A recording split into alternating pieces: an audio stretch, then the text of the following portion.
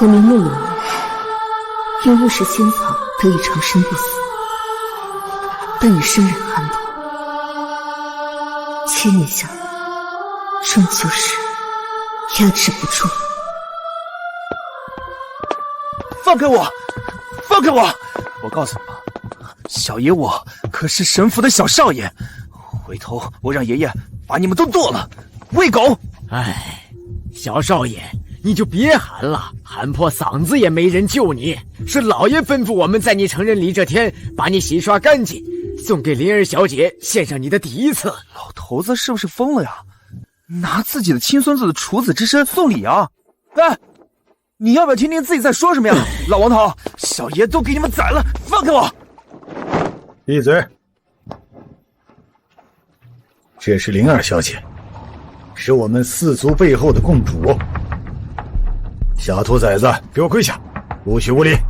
我这样怎么跪啊？沈青山，你能不能有点族长的气度啊？小青，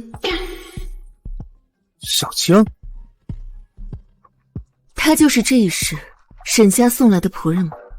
小姐，燕儿是我在沈家最小的孙子，我老了，以后就由他侍奉小姐，做您的仆人，同时也作为您治疗寒毒的药引子。让他走吧，我不喜欢强人所难。绝对不会，小姐，沈家是因为小姐而存在，当年老祖也是承蒙小姐才能在乱世中活下来，这次燕儿能用纯阳之身为药引，彻底解救您的寒毒，是他和沈家的荣幸。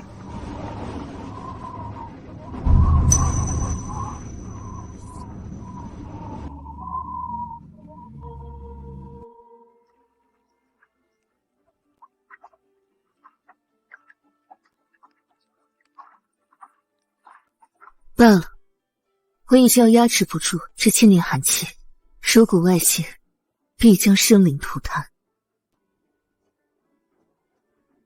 你去吧。是。啊！别走啊！啊！小子，上前来。我这么怎么上去啊？我去！过来。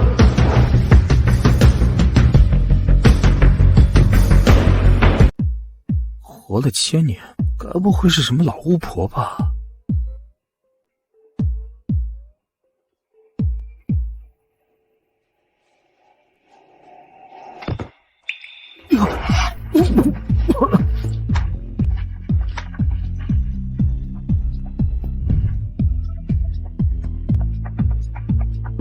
我老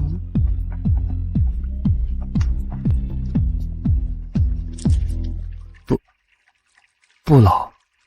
那你愿意成为我的仆人吗？那个，虽然你还算有点姿色，但我怎么着我也是沈家的小少爷，从来都是我指使。当我的仆人，解决我的寒毒，我救你母亲的命。救我母亲的命？你怎么知道？你母亲因为生了，导致气血大伤，你父亲又和别的女人厮混在一起，不再管你和你那病秧子的母亲。看着母亲身体愈加衰弱，却无能为力，所以用锅灶和纨绔来掩饰自己的自责，是吗？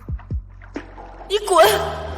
我没有你这种人渣做丈夫，燕儿更不需要你这种禽兽做父亲。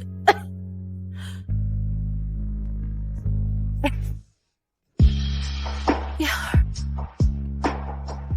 妈妈，爸爸是不是不要我们了？你是不是要死了？燕儿不要，都是因为燕儿。不是的，燕儿，燕儿是上天送给妈妈最好的礼物，妈妈答应你会永远陪着你。真的吗？真的吗？如果你能治好我母亲，我愿意。只要能压制住寒毒，不宣泄出来，用点血救你母亲的命，不在话下。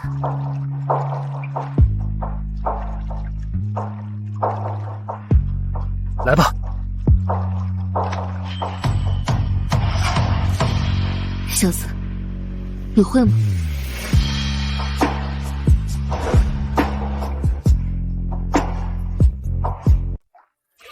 看来他的寒气马上要控制不住了。算了，救人一命胜造七级浮屠，更何况是个仙子呢。小子，你会吗？我也是第一次经历人事，要不是担心寒气外泄，风云千里都要遭殃，我也不会同意这种荒唐事。那个，我也没有。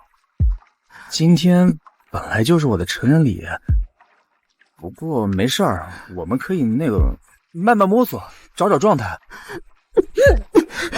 啊，我去！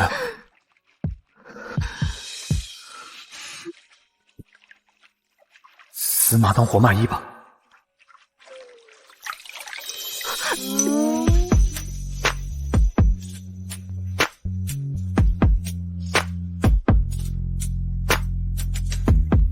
这就是师父说的凡尘杂念。好冷。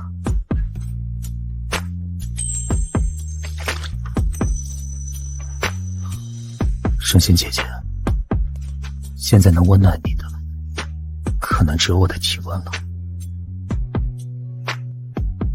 应该叫主人。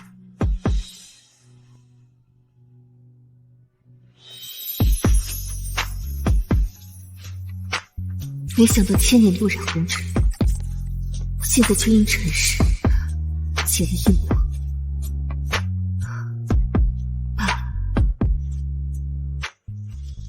也不知道灵儿小姐能否度过这一劫。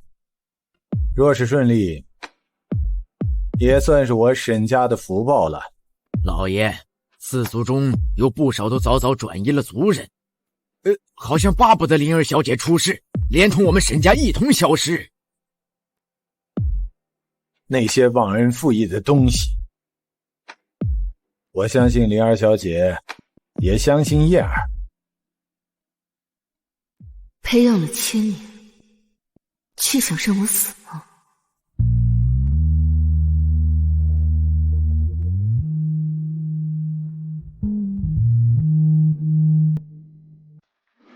若不是担心无辜生灵，我又何尝不想死？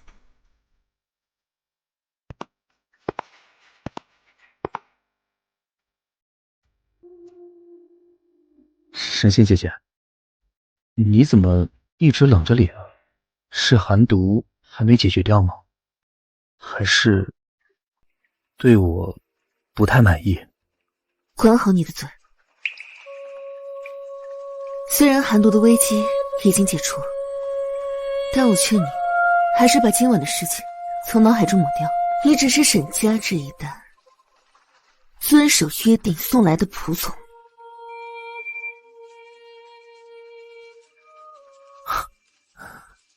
一个仙子，一个纨绔少爷，是我想多了。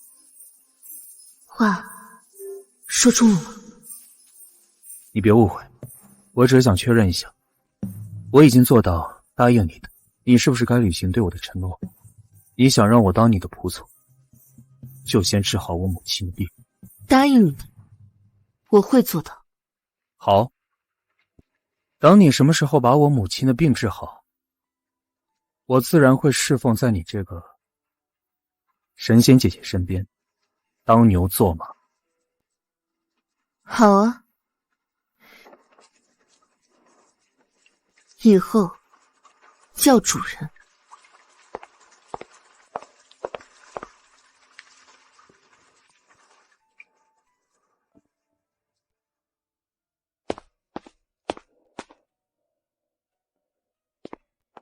妈，你感觉怎么样？你着急忙慌的干什么？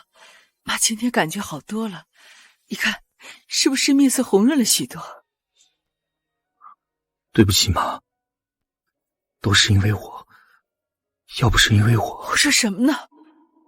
燕儿，妈这辈子最幸福的事情就是有了你。看你健康的长这么大，妈已经很知足了。妈，你放心，你的病有救了。我找到了先生，他答应我能救你。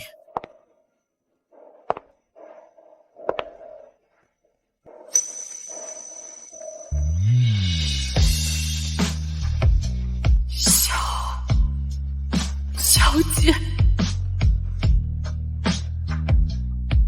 他只有1刻钟了。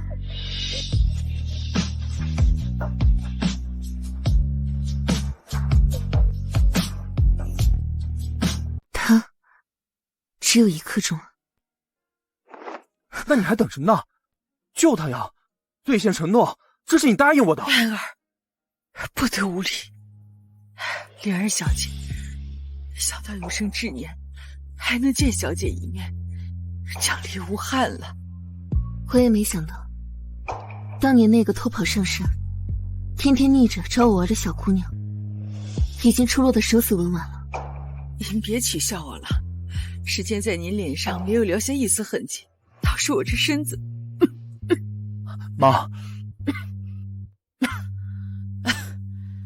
妈没事。燕儿和灵儿小姐是怎么认识的？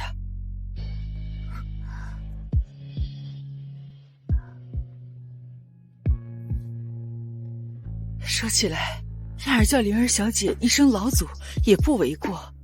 燕儿，她和你们一样，叫我一声小姐或主人就行，叫老祖太老了。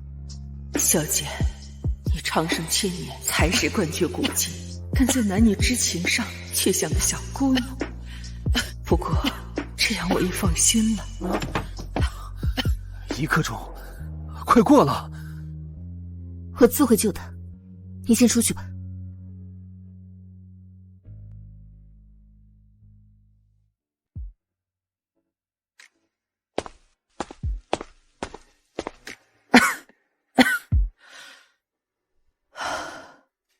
罢了，就当还那小子吧。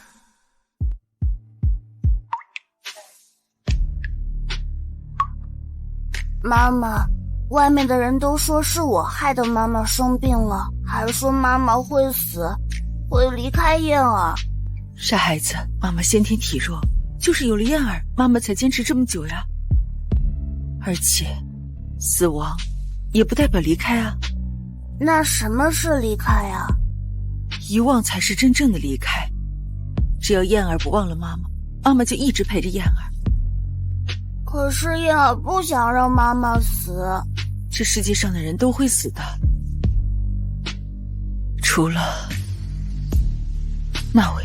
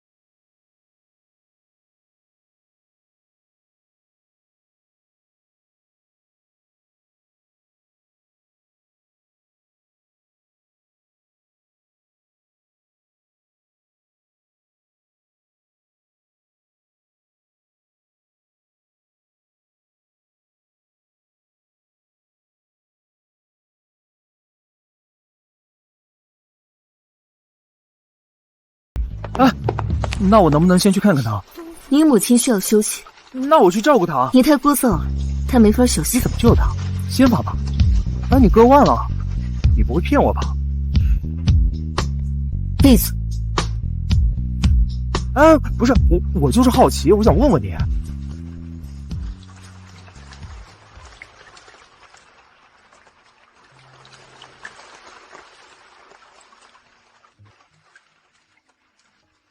神仙姐姐，不是，主人，你每天绷着张脸不累吗？从第一次见面的时候，我就没见你笑过。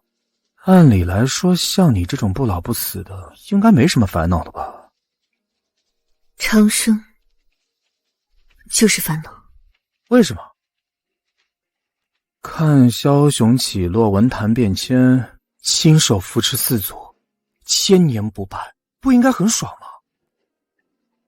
花最灿烂的时候是盛开和凋零，雨水最漂亮的时候是变成水汽，然后映射出彩虹。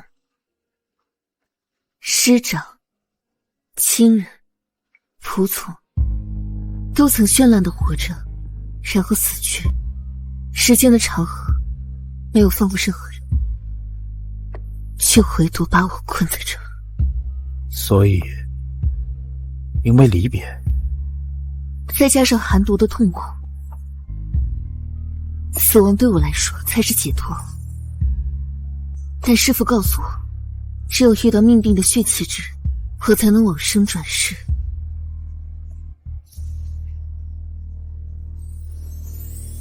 在想什么？我在想，能不能帮你找到血气之人不好说。但是主人，如果你想死，我可以帮你。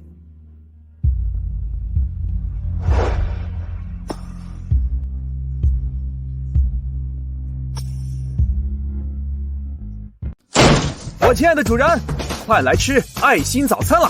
俗话说，一寸光阴一寸金，千万不要把生命浪费在睡觉这种无聊的事情上。我的生命可以随意浪费。忘了你不死了。把门修好。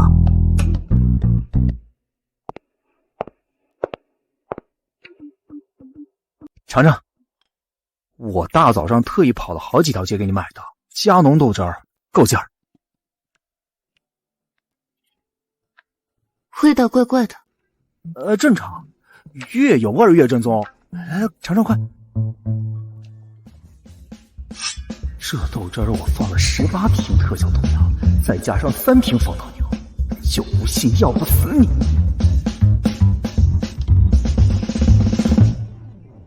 还行。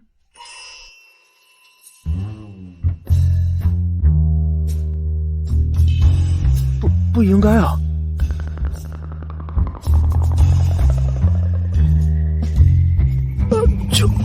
救我！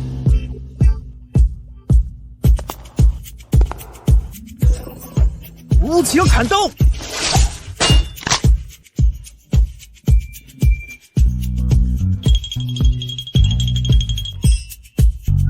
手断了，手断了！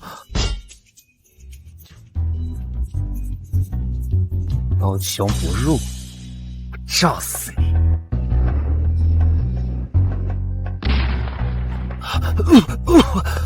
这回总行了吧？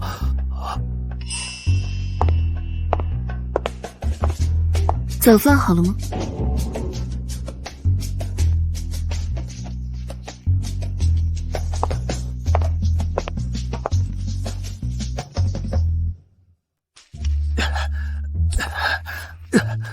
炸不死你，我直接用坑埋死你，活埋。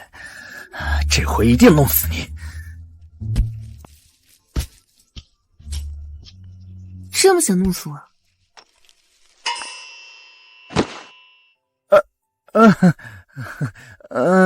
挺不错。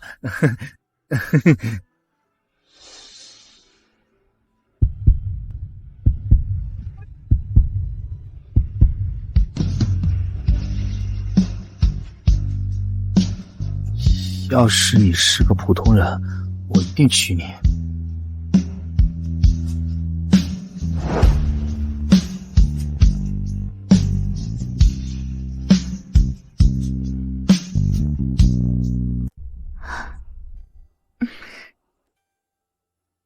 你要是普通人就好了，我一定娶你。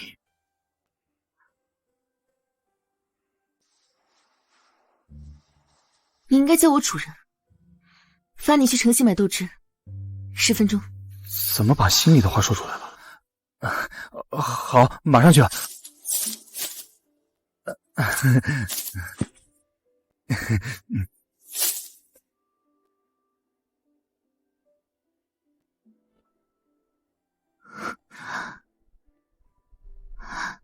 怎么感觉脸有点烫？他刚才……你要是普通人就好了，我一定娶你。不行，他终究会和其他人一样死去的，那都是我。不可以。看来灵儿小姐的毒解得不错呀。我记得你是现任的段家掌门人吧？没我的召见，你不应该出现在这儿。作为你亲手创立的四族之首的家主，我实在是放心不下灵儿小姐。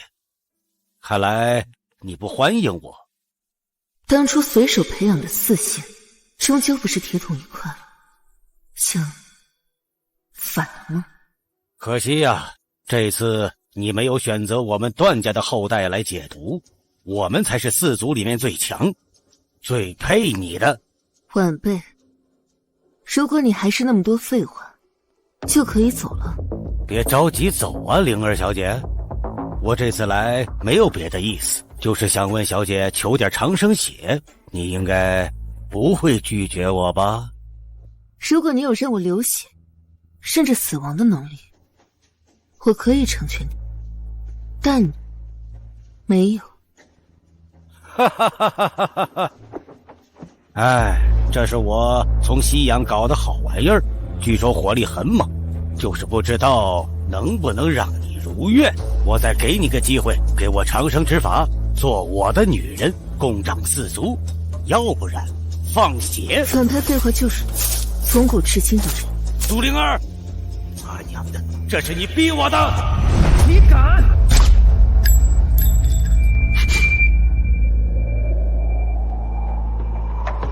是血气，那个声音，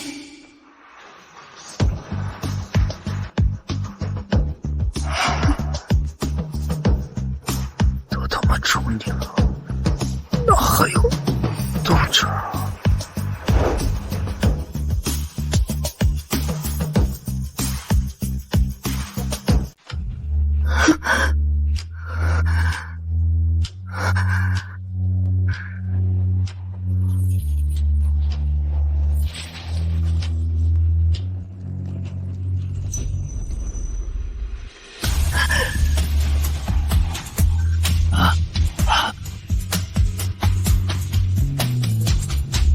你该死！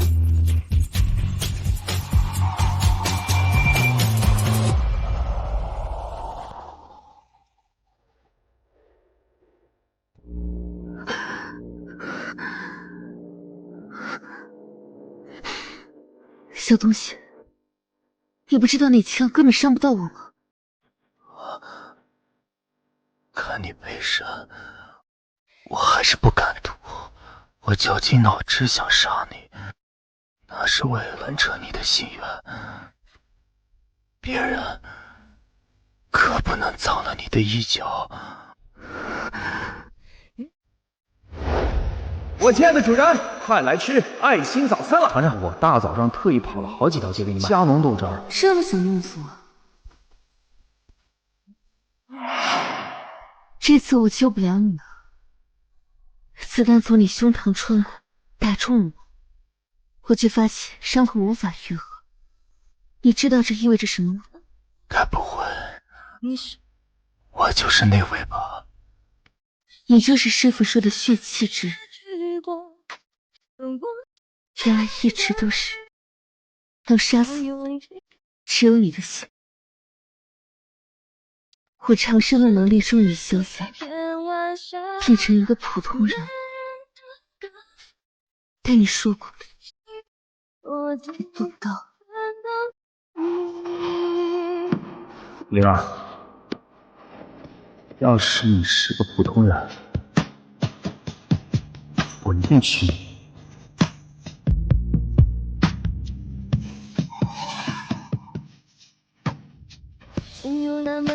总归是帮你完成了心愿，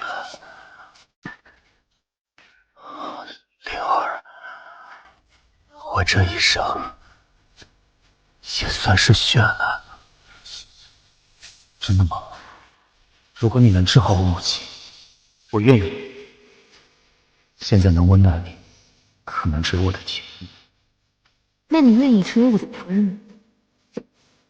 时间的长河没有放过任何人，却回不把我恨的人。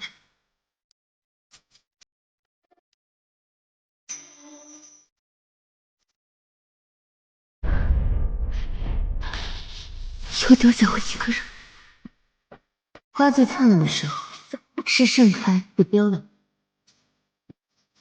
雨水最漂亮的时候是变成水汽，然后晕逝出海。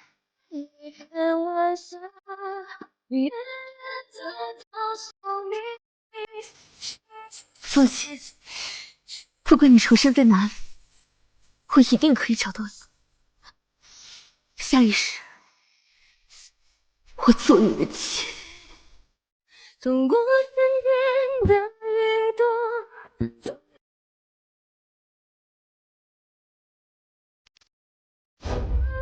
一片晚霞，愿再告诉你，所记。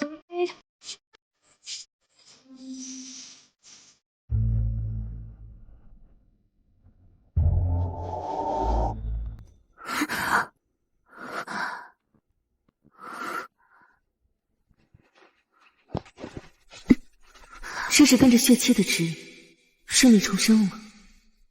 小东西们，为什么没有看到他的身影？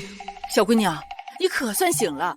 要不是老爷前天在后山晨练，发现你晕倒在树林里，估计你早没命了。就是呀，你是谁家的孩子？怎么会晕倒在那里？叫什么？家里人呢？小姑娘，你现在感觉怎么样？有没有不舒服？是啊，身体怎么样了？小姑娘，说话呀！聒噪，一个一个说。奇怪，为什么会被一个小女孩吓着？她说话的时候，比老爷骂我们的时候还有威慑力。这里是哪里？你们可曾见过一名叫沈燕的男子？你说。小姑娘，你命好，被我们4大豪门之一的沈家救了。至于你说的那个人，我当年也是听老爷提起过，好像是沈家的一个长辈。还是沈家吗？倒是缘分未了。沈家现任家主是谁？带我去见他。你说你是我沈家当年的老祖，建立4族的陆灵儿小姐。这么多年过去了，看来沈家维持的还不错，到你这辈没有没落。虽然我很惊讶于你竟然知道我们沈家的心秘，但是你总得告诉我，凭什么让我沈一川相信你个8、9岁的孩子？就凭你身后的那幅相片。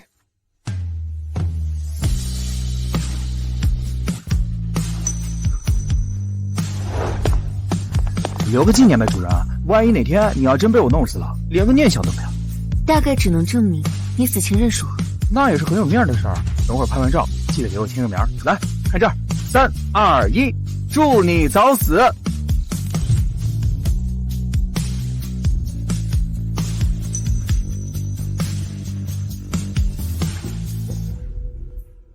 签名在相片后面的右下角。如果不信，我可以再写一遍，对照一下。不用了，知道这个签名存在的都已经死了，就连我都是小时候父亲提起才知道小叔公的存在的。小姐，既然您回来了，我就把沈家还给你，还有什么吩咐您尽管说。帮我找到你的小叔公沈燕。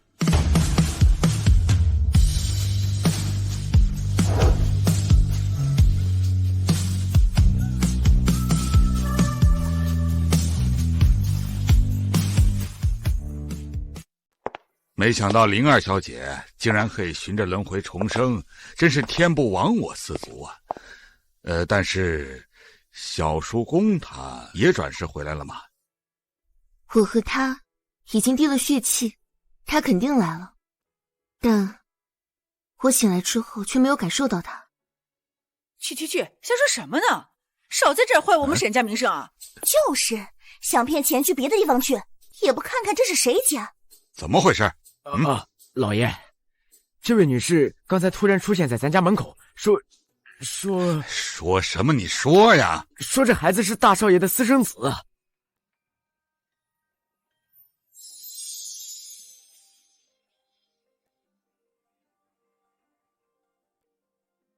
我来找你们沈家的董事长沈流叔，我不是想骗钱，只是想让年儿认祖归宗。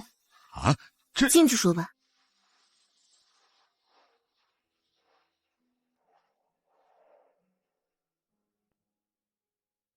8年前，他到我们村子做开发，经常到我的小店吃馄饨，后来对我也很照顾，但是那晚之后他就消失了。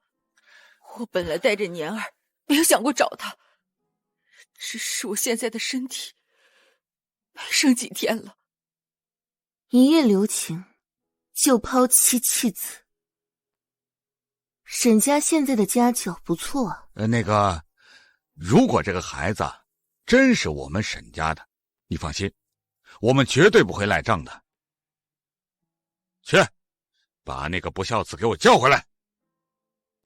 你叫什么名字？沈青年。你愿不愿意留在这里？不愿意，我要和妈妈在一起。青年乖，妈妈没有办法养你长大了，听话留在这里。他的胸膛上是不是有一颗红痣？你怎么知道？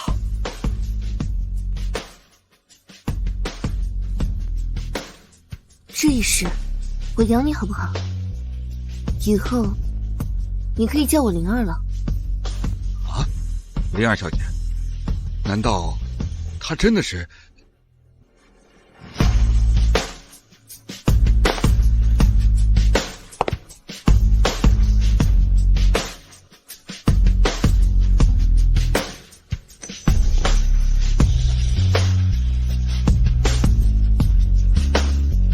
小东西，找到你了。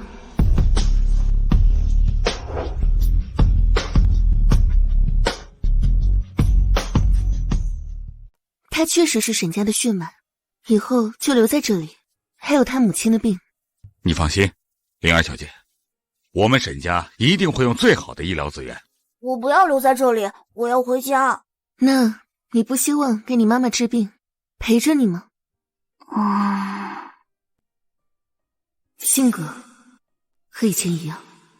没经过本人同意就帮我认儿子，这不太好吧？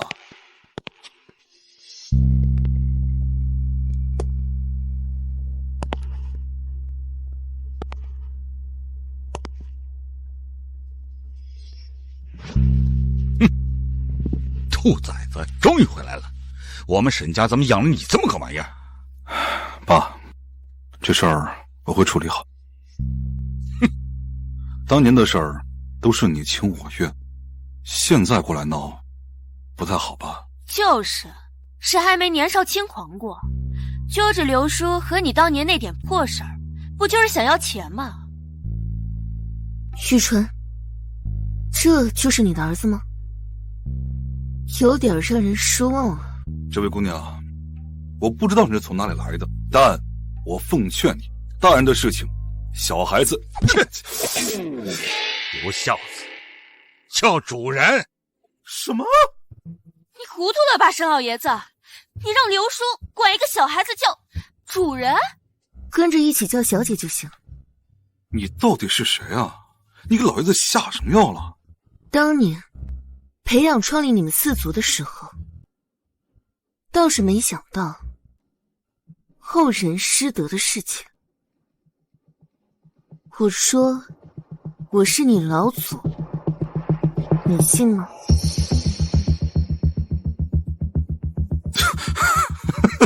好好好，一个说是我儿子，一个说是我老祖。今天这事儿可真有意思。你竟然知道我们四族，看来有人教过你不少功课。我就是段家现在的大小姐，按照你的意思，是不是也得叫你一声主人啊？四族后代家规第1条，就是不准两族之间联姻。看来你们连这个都忘了。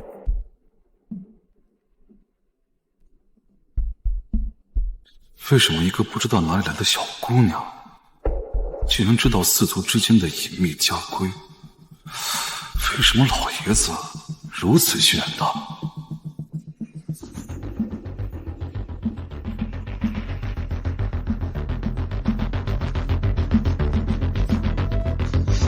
哎，小姐请坐。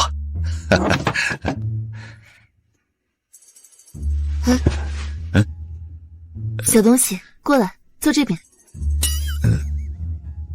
啊，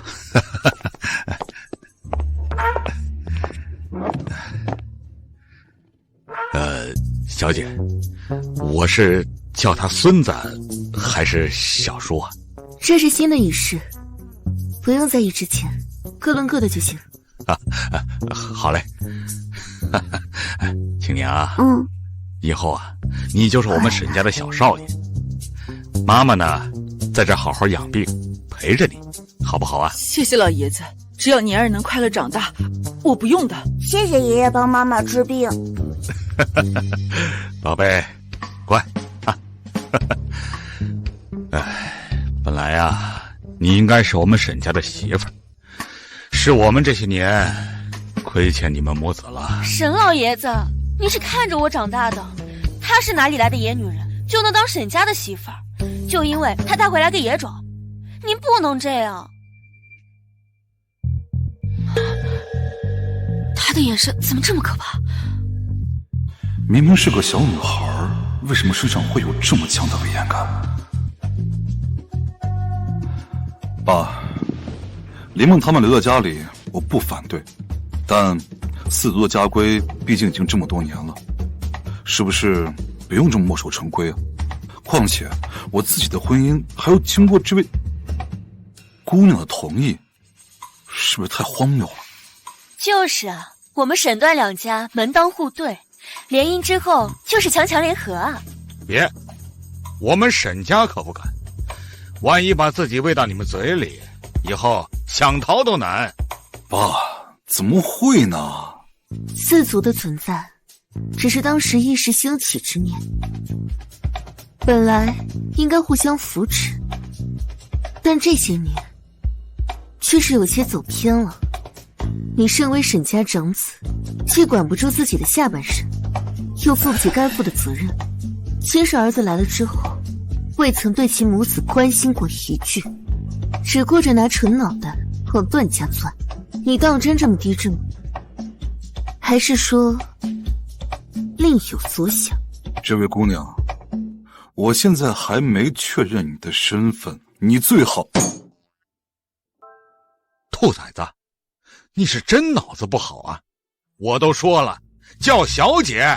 爸，您是老糊涂了吧？您既然看我不顺眼，我走啊！走。对不起，小姐，是我没管教好。你亏欠的是他们母子，况且你这个儿子没那么简单。哎呀，儿子是废了呀，养小号，看孙子。他交给我来管。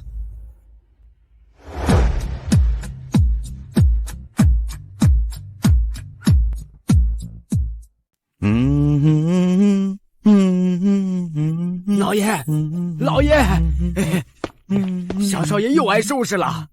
林儿小姐正在院子里打他屁股呢。打呗，别说小姐打他屁股了，就是打我屁股，我也不敢说什么呀，大惊小怪的。都是因为小少爷把您最喜欢的那棵百年老树给砍了。啊？什么？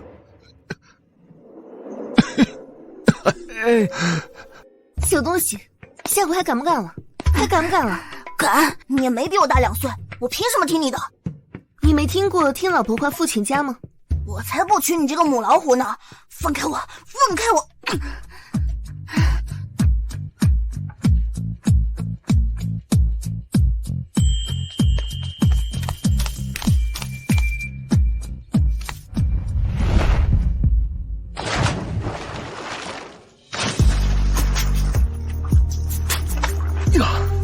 爽，开心。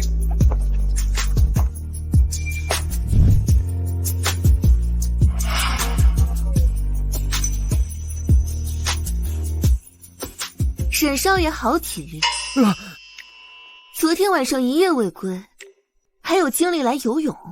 你什么时候来的？那个，我是去……不对，我干嘛跟你解释啊？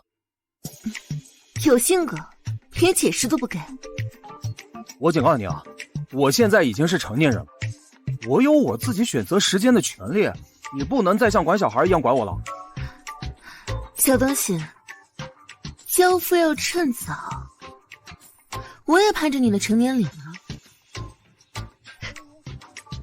啊，你干嘛？我告诉你啊，我不想打女人的。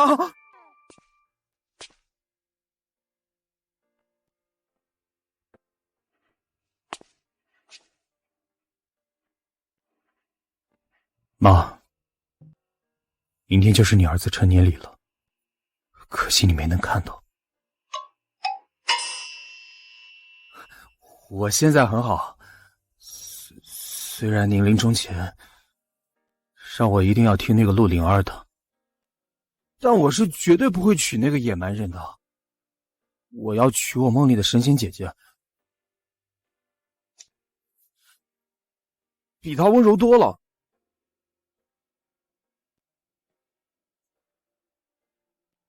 小东西，这可由不得你。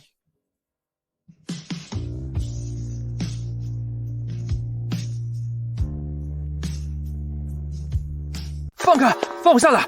老王，有什么话我们好好说。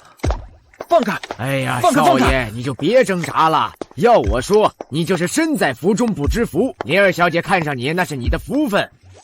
老王，咱能不能有点骨气啊？咱们老爷们能接受这种奇耻大辱？你们这是趋炎附势、借力忘友啊！少爷终究是长大了啊，都会成语了。少爷，走吧。放开，放开！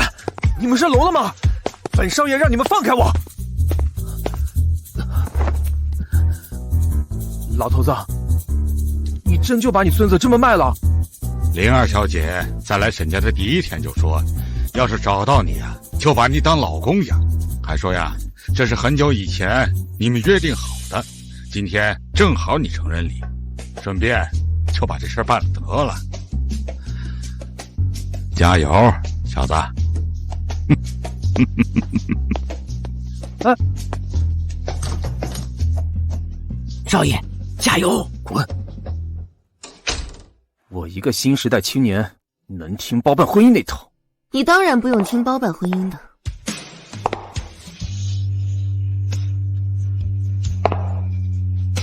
但你得听我的。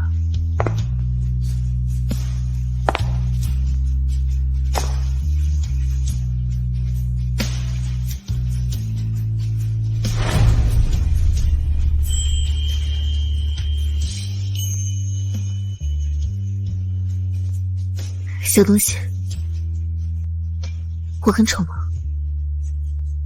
那个丑肯定是不能算，但是我不是。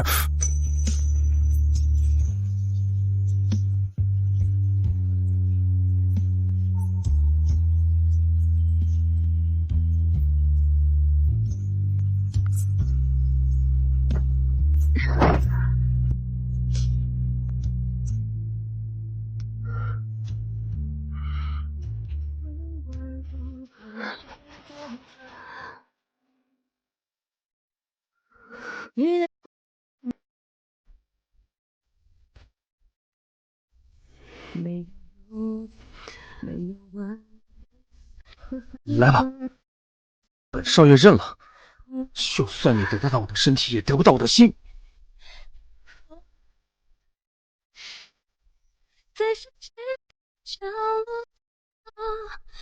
我给你两样东西。你是我永远的有，你是我曾失去过，从不深夜的雨中，有勇气看天空。拉开我的裙子。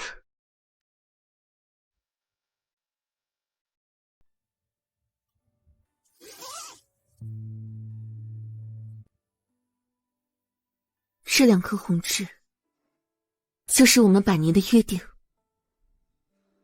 那时候你说，如果我变成普通人，我一定娶你。失去的亲人，那个声音，就丢下我一个人。下一世，我做你的妻。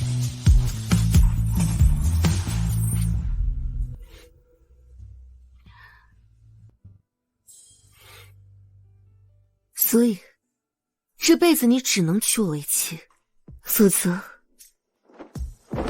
我就阉了你。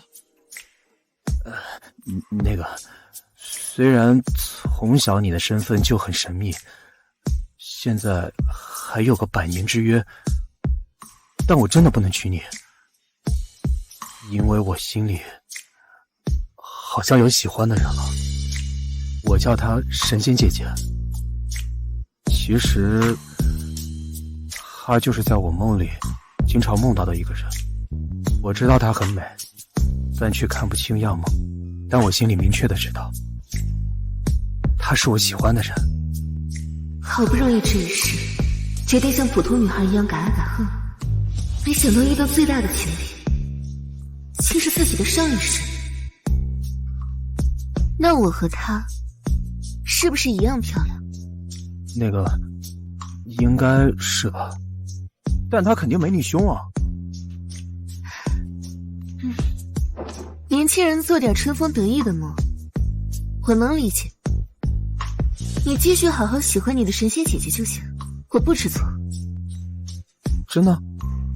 总不能告诉他，我就是上一世那个活得1000年的神仙姐姐吧？要不让他爱上我，要不让他想起我。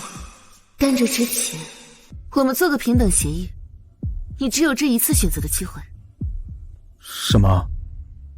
结婚，我帮你搞垮你父亲；不结婚，阉了你。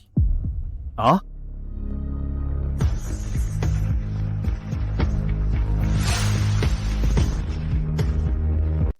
跟我结婚，我帮你搞垮你父亲；不结婚，我阉了你。这算哪门子选择？再说你凭什么认为我要搞垮沈流书啊？你觉得我在乎什么豪门恩怨？因为不被重视而争家产？你不是。从小我不是这么教你的，但如果是因为你的母亲，你会。当年你和你母亲一同来到沈家，就是因为她的身体已经登记有库，虽然最后的岁月是陪在你身边度过的，算是得偿所愿，但这也成为了你心中的一根刺。可惜这一世我没有像上次一样救你母亲的能力了。这些年你父亲沈流书终究是和段家小姐结了婚，有了孩子，再也没有回过沈家，就连你母亲的葬礼也没有露面。我知道你一直在强装没事，但恨意已经在心里长大了。我不是没求过他，但他就是不肯回来。我知道我对你不重要，我也没想当你的好儿子，但你能不能来看我妈一眼？我说你能不能来看一眼？他当年真的很爱你，现在他就要死了，你他妈能不能像个男人一样？我说他要死了，他要死了！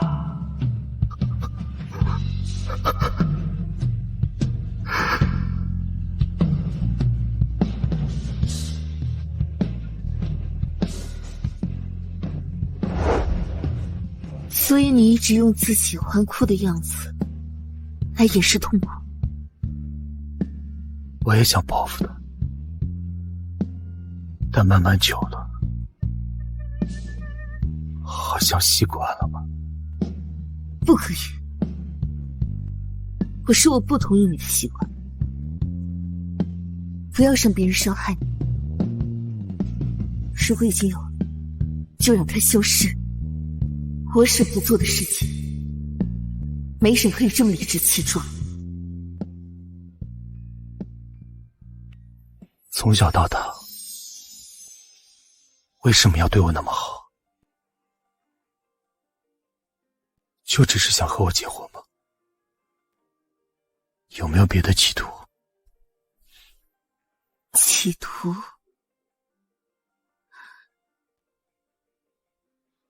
有啊。什么？豆汁儿。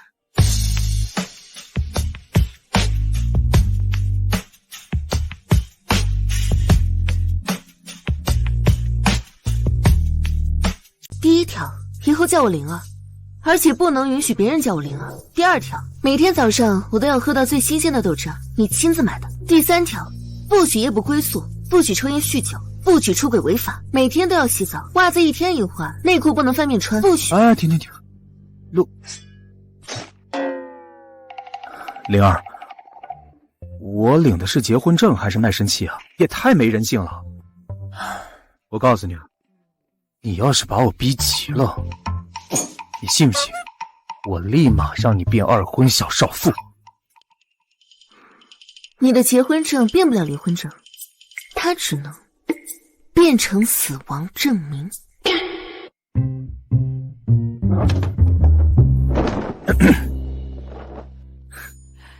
少爷这妻管严算是坐实了。这样也好，要是没小姐管着，少爷指不定惹多大祸呢。可不嘛，小时候砍树，心疼的老爷哭了一晚上呢。第58条，不许大声和灵儿说话。除了这些，你做什么我都支持，哪怕把天捅下来，我都帮你一起赌。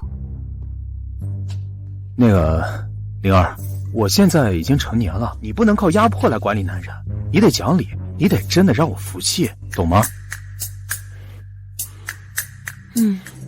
有道理。你说方式，我接。成年人的世界，强者为尊，弱肉强食。真强，我就是强者。那么好，接下来咱们比赛打赌，第一项，自由搏击。小少爷真不要脸。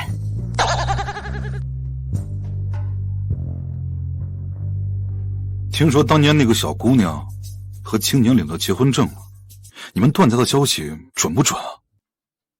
这些年我和我爸查了所有信息，几乎可以确定，这个什么陆灵儿应该就是当年害死家主的那个长生仙人，就是不知道为什么当年变成了小孩。还真是四祖老祖啊，那也不能阻拦我拿回沈家。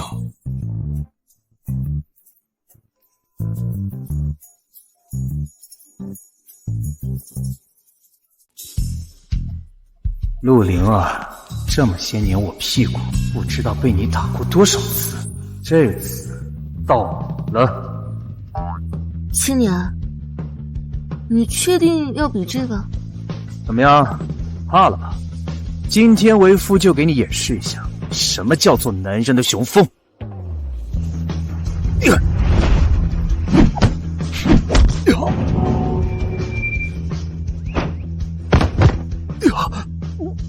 没事吧，少爷？头晕是正常的。四族中的孟氏以武力满，我传的。我的不行，来文的。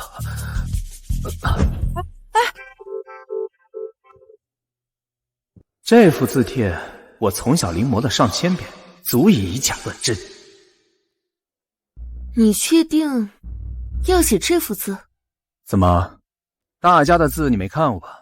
今天就让你看看什么叫文化。算你有心了。不过你要是想学字，其实我可以教你，不用偷偷临摹我的字帖。什么意思啊？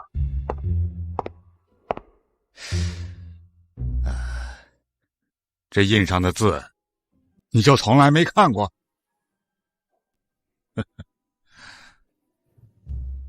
陆灵儿，没事，孙子，丢脸是正常的。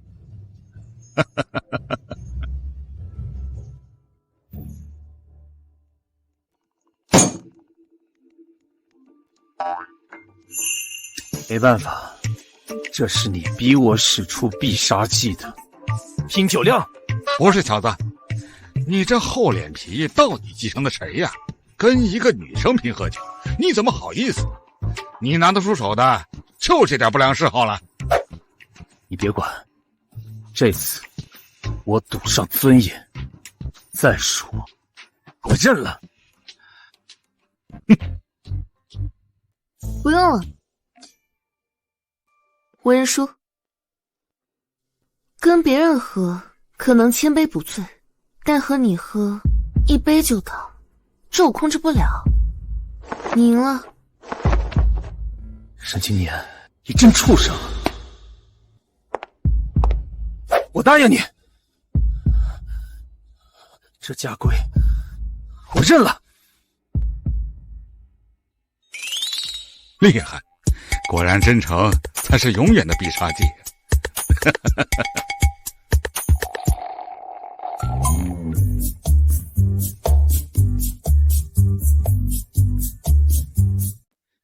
小姐，事情查得基本有眉目了。说当年的段家族长贪图小姐的长生之法，害得小姐和小叔公生死轮回。虽然段云天自己也死了，但是段家的狼子野心并没有消散。随着这些年势力越来越强啊，隐隐成为四族之首的段家，已经将手伸向其他三族了。想必沈流叔就是因为这个选择了段家那个小姑娘，宁肯违背四族的家规，也要借段家的势力。段家在利用他，他也在利用段家，还算是有点脑子。这个兔崽子这些年赌气，一直没有回来，但其实已经将沈家的内部腐化的差不多了。看来他这董事长的位置我得收回来了，不然早晚会害死沈家呀。现在收回只会让他们反扑得更加激烈。不着急，青年还没准备好。光靠我们沈家恐怕是独木难支啊。当年我能创立四族，让其可以屹立千年不倒，自然有方法让他在几瞬间崩塌陨落，这点你不用担心。不过你刚才的信息有一点有误。小姐请说。段云天可能也回来了。啊？安排沈流叔回来一趟吧，我要确认一下青年的这个父亲是不是真的无药可救了。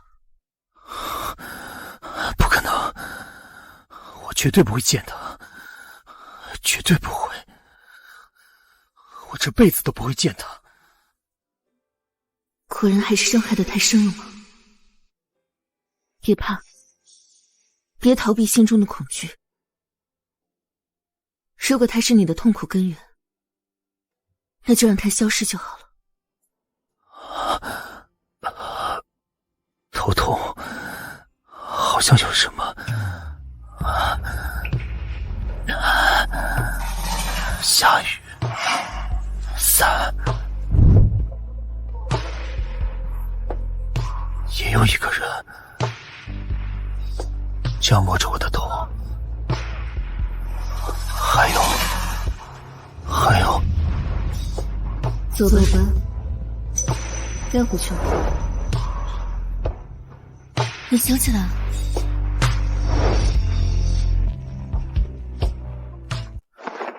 你想起来了？只是有一些片段，感觉很伤心，但又很温暖，好像有什么东西丢了。仔细想想，头就很痛。只是一些记忆碎片吗？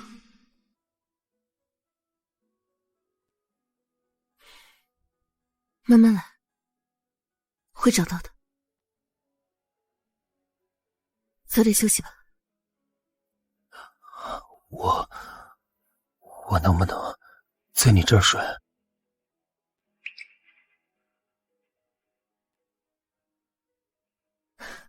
怎么，小东西想开了？我只是觉得我在你身边，心里能踏实一点。你别想多了。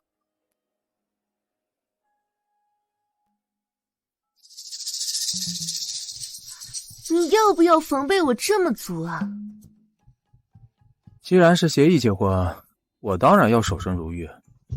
我警告你啊，你可别打我主意，半夜自己跑下来。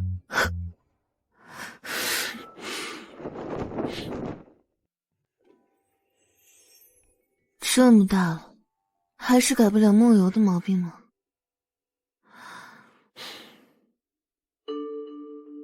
沈老爷子，我和刘叔在一起之后还没有来看过您呢，实在是太忙了，您别生气啊。不敢，我老头子也是半截身子埋进土里的人了，怎敢生段小姐和沈公子的气呀？爸，是我任性了。听说青年和当年那个小姑娘也结婚了，虽然还没有办婚礼，可是刘叔都已经到了这么久了，也不出来见人，是不是也太没有礼数了？段小姐是想挑我们沈家家教的毛病了。怎么会呢？我的意思是说，丑媳妇早晚也得见公婆啊。也不知道当年那个乡野小姑娘现在成什么样子了，有没有去掉身上那份土气啊？哼，是啊，爸，我也很好奇，当年那个让我叫主人的小女孩，现在变成什么样了？老爷，小少爷和灵儿小姐到了。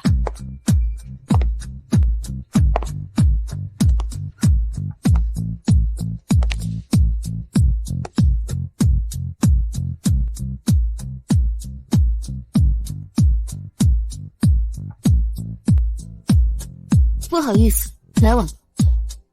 一家人不用客气，叫我小姐就好。10多年不见，陆灵儿小姐出落的愈发惊艳了。青年也长大了，跟我年轻的时候……和你没什么关系，你是你，我是我。坐吧，有什么话就先慢慢谈。陆灵儿小姐确实漂亮，连性格都沉稳的可怕。在你小的时候，我就觉得你冷静的像个活了很久的大人似的。是他吗？看来是查到了什么。那当然了，小姐本来就是这样的性格。至于活得久，段小姐觉得能有多久？那我可不好说。灵儿小姐刚到沈家的时候就被奉为座上宾，甚至父亲还让我叫你主人。我真的很好奇你这个儿媳的身份。她现在身份是我老婆，但不是你儿媳，因为我没有你这样的爹。我劝你别往自己身上扯关系。青年，我知道你因为你母亲的事儿一直记恨于我，但我跟你母亲真的只是一段偶然的感情，你更是个意外。这些年沈家给你的已经够多了。偶然？意外？沈六叔，你是怎么做到这么冷血的？我妈她这么多年都没有在家，就是觉得有一天你会去找她。她一个女人生着病带着我，居然在等你这么个王八蛋。青年从小在沈家，虽然是可以做他的小少爷，但这些和他受的伤相比，不值一提。看来你们夫妻两人刚结婚，感情确实不错。现在你们两人的样子让我感到很熟悉。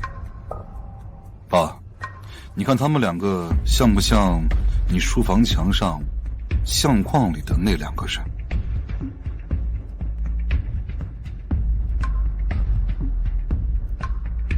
没有意义的试探就别问了。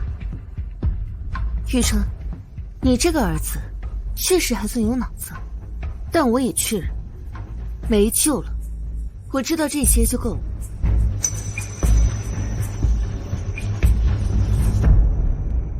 段小姐，回去帮我问你们段家家主一句话。什么？1000年了，段家准备好消失了吗？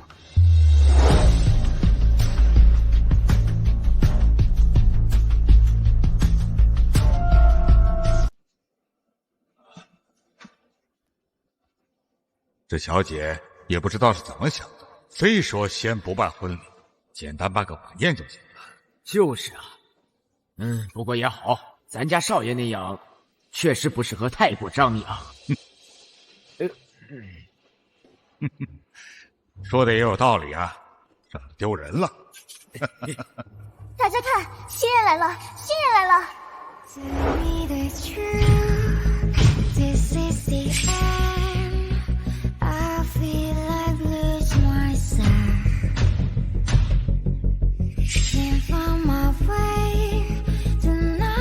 虽然是协议结婚，但连个正经婚礼都没有，是不是有点太委屈你了？等你真的成为我的小娇夫的时候再办，也不迟。小姐今天格外漂亮，再加上您的气质，绝了！什么意思啊？我呢，明明一起慢动作出的场，你怎么夸他不夸我呀？我去接待宾客，少爷。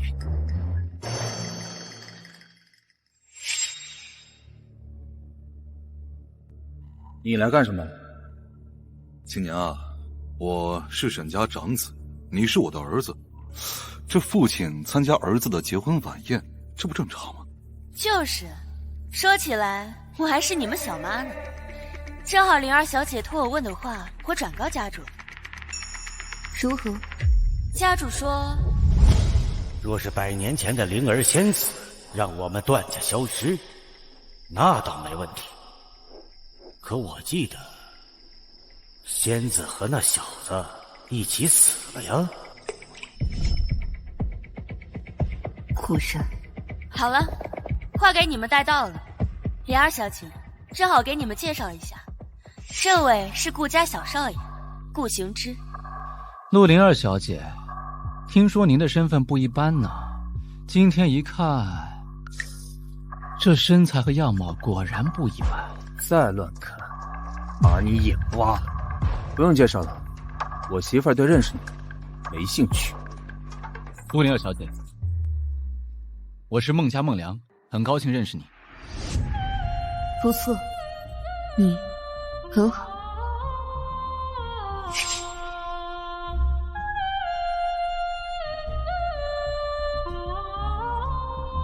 陆灵儿小姐，我是孟家孟良，很高兴认识你。不错，你很好。有时间的话，我会去一趟孟家。爷爷说随时欢迎。你跟他很熟吗？大家都是公子哥，你看他那温文尔雅的样子，肯定是个心机婊。怎么，你吃醋了？我吃醋？我有神仙姐姐，我吃什么醋？你知道孟家在4族中负责什么吗？什么？孟家以武一家，镖局、武行、保镖，他们历代族人可都是武夫，也就你会说他们温文尔雅。那他那首饰？那是4族首饰，看来孟家还没忘。我不管，反正我不喜欢，你们俩少来往。陆灵儿小姐，有没有兴趣一起喝一杯啊？顾少爷的眼睛是不是有点问题？这对靠千门发家的博采豪门少爷来说，可以吗？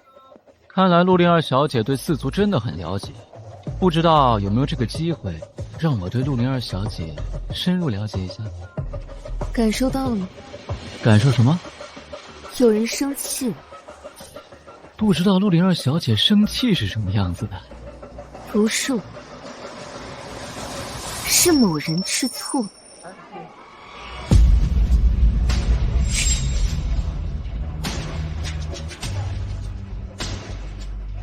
我今天真的很火大。沈青年，你干什么？有事说事，你拿个酒瓶子吓唬谁呀？你们一个两个的都跟他很熟吗？拿本少爷当空气啊！沈青年，你别胡闹，这里都是四族的人，注意你的素质。就是，大家都是体面人，没必要把事情做得那么绝。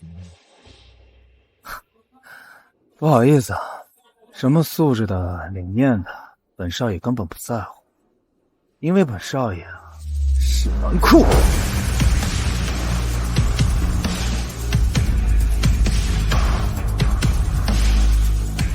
因为本少爷是纨绔。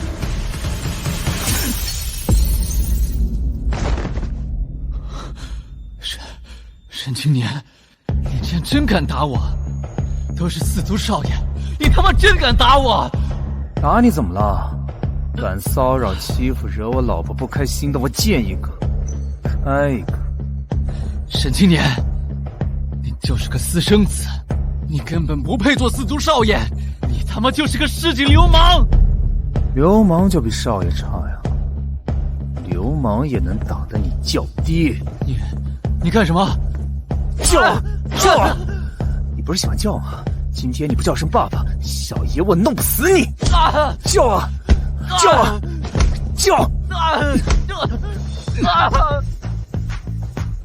他在闹，他在笑，太好磕了。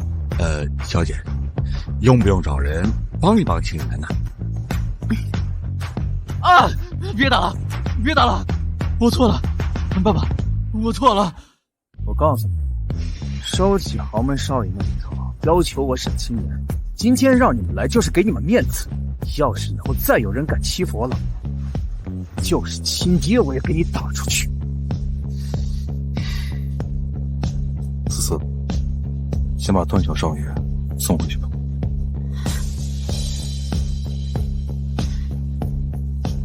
就这么算了？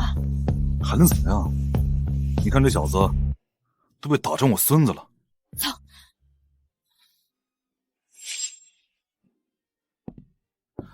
爸，他毕竟是顾家最受宠的孙子，这样闹一顿是不太合适啊。有什么不合适的？青年还是咱们沈家最受宠的孙子呢，说的跟谁家孙子差似的。哼！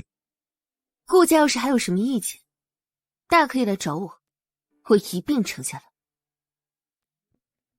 还有没有人要找事儿啊？要是有的话，我一块打成我儿子。不可救药。少爷，你这次真帅，真男人。现在知道夸你家少爷了。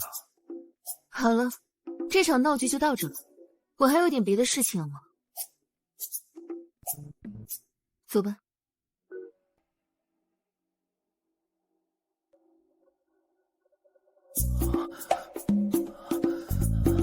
你们看到没有？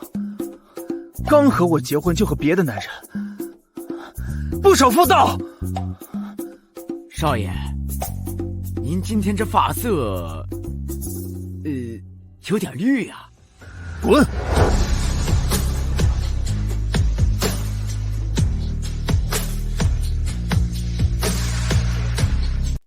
反了，倒反天罡！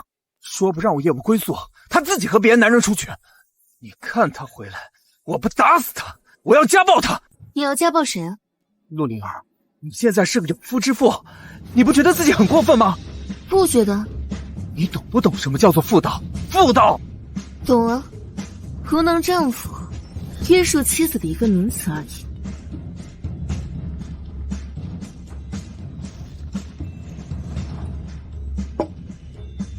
帽子不错。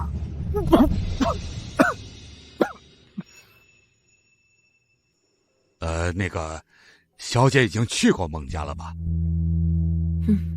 走了一趟。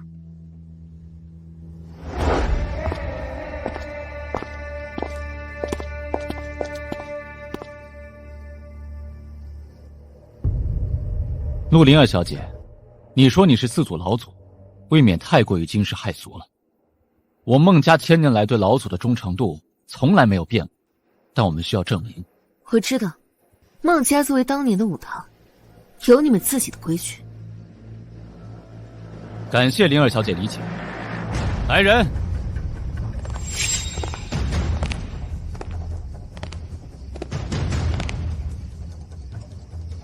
南北拳，长短刀，这是当年老祖传给我们孟家的立身之本。只要灵儿小姐能用相同的招式过4塔，我们便认你这个老祖。只有打服的孟家。不知灵儿小姐要先过哪一塔？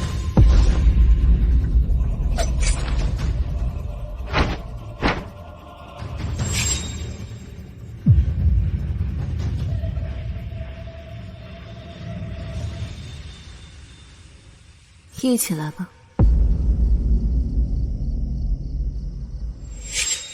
当年留下4套招式中最后一招，你们还是没有补上。小姐，你终于回来了。走吧，带我去见你们家主。是。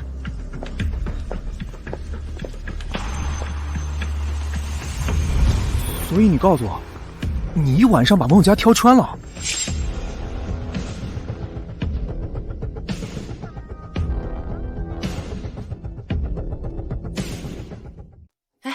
听说了吗？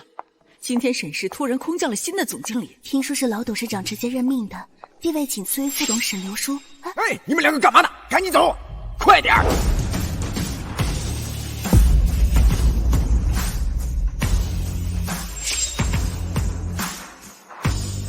想必您就是老董事长钦点的总经理吧？供过您多时了。哎，你眼睛要是不好，就捐了吧。啊，瞎呀！我才是新来的总经理，沈青年沈总。再说了，我们俩这气质不明显吗？那您就是小少爷？那这位是？我是他秘书。秘书？不能啊！一个秘书怎么会有这么强的气势？肯定是隐藏身份。难道说是老爷？啊，看什么呢？还不带我去办公室？哎，对，您这边请。哎，老爷子终于忍不住要对我动手了吗？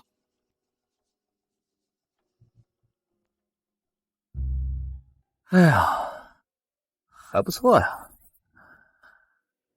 就是这好好的办公室，摆这些垃圾干嘛呀？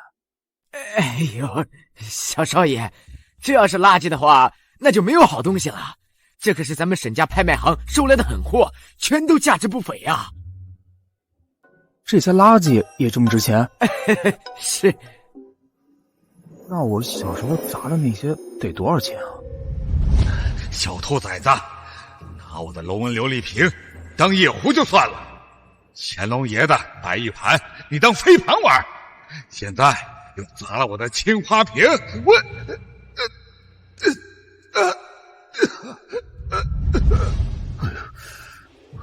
怪不得老爷子差点晕过去了。把这些给本少爷扔了。啊，扔了。好。哎呦，真舒服呀！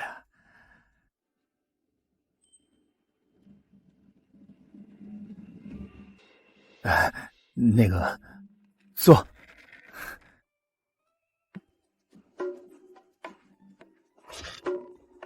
想喝点什么？咖啡、橙汁儿、绿茶？绿茶吧。沈总，您可来了。你要的绿茶到了。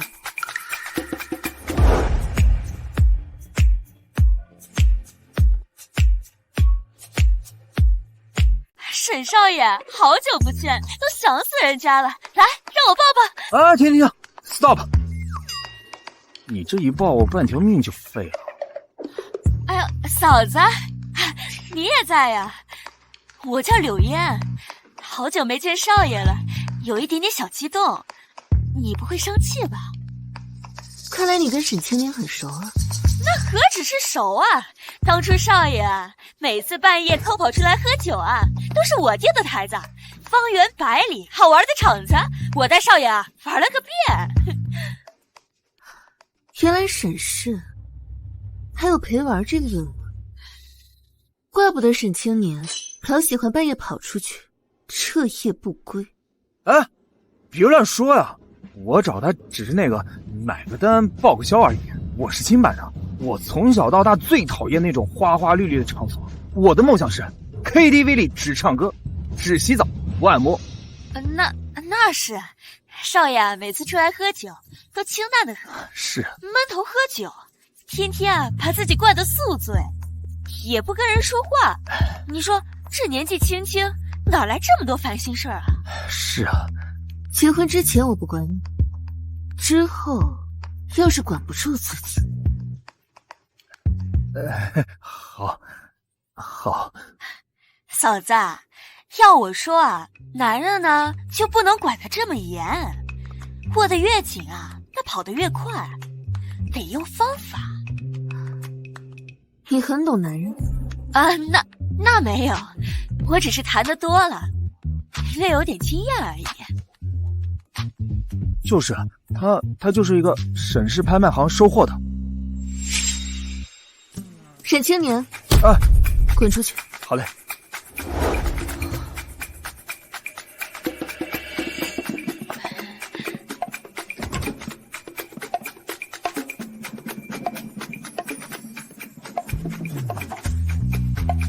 说好了让我来替他查情况，来对付沈流书，不会动手杀人吧？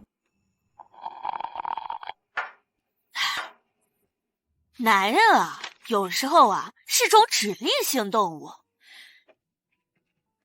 你不给他明确的指令，他们是不会开窍的。拿捏他们呢，就跟拿捏小孩一样。儿童心理学，懂不懂？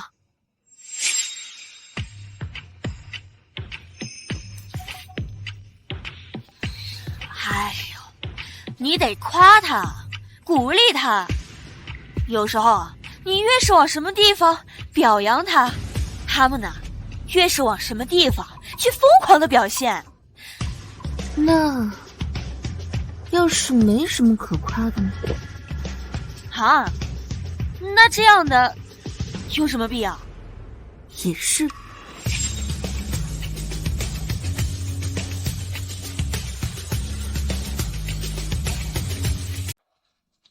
沈流书在公司毕竟运作了很多年，你必须自己获得公司内部的认可。放心，我又不是什么废物少爷。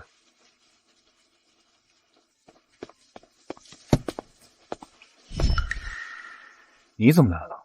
跟踪狂啊！小姐，爷爷担心你的安全，让我来做你的贴身保镖。臭！什么？贴身保镖？你什么意思啊？也好，你就跟在我和青年身边。嗯。啊！你好意思吗？他一个人单挑你们整个家族，还让你跟着，他那实力用你保护吗？沈少爷，灵儿小姐对你真的很好。不对我好，对你好。啊！我跟你说，你别动什么歪心思啊！啊，听到了没有？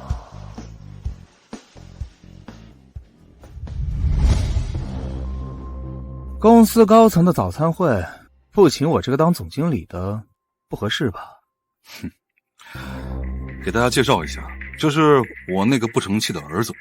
我听说你来公司第一天就扔掉了价值上百万的古董，看来你爷爷还是太纵容你了。一堆假货，扔了就扔了呗，几百块钱都不值的东西，你们还当成宝了？我看啊，公司里指不定有多少这种假货被你们弄来，以次充好。小子，想要逼我的功，最起码要做好功课。你知道咱们沈家是做什么的吗？以前你爷爷任你胡闹也就算了，但这是公司，一天之内给公司造成几百万的损失，你这个总经理，我可以当场罢免你。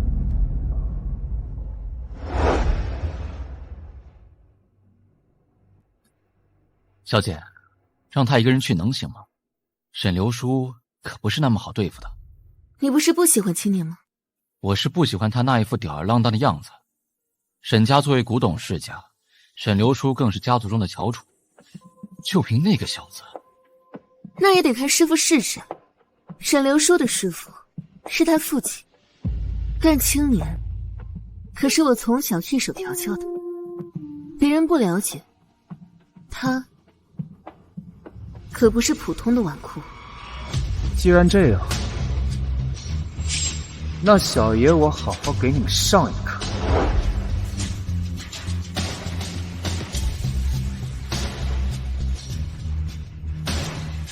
抬上来。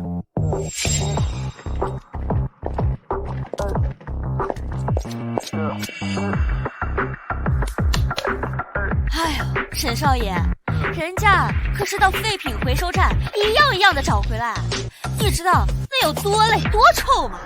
行，回头给你涨工资。秦雍正，釉色均劣品，起拍价最起码得100万以上。可惜啊，拍质不对，青花釉色不正，假货。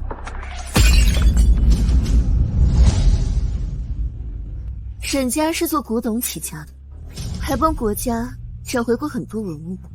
从小我就带着青年鉴宝，历朝历代的古董，以他的眼力，早一眼便知。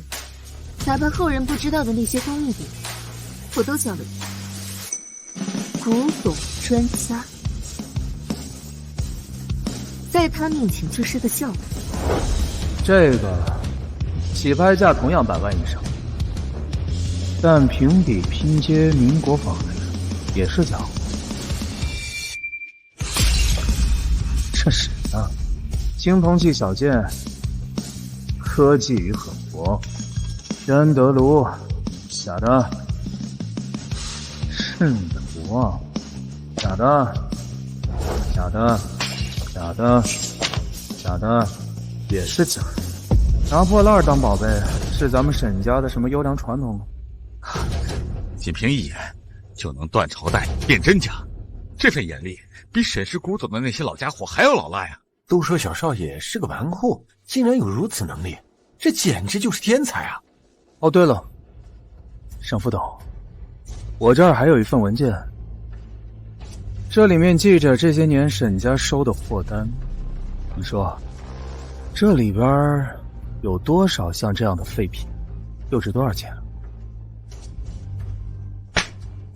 看来我的好儿子真的有做功课呀！爽，太他妈爽了！灵儿，你是没看到他那个表情？看来首战打得不错。那是，可以说是跌宕起伏，异常精彩。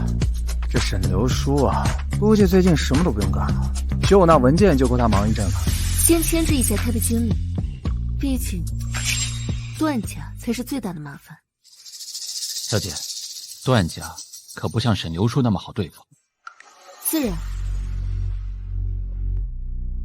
你们知道1000年前四族是怎么产生，又分别负责什么？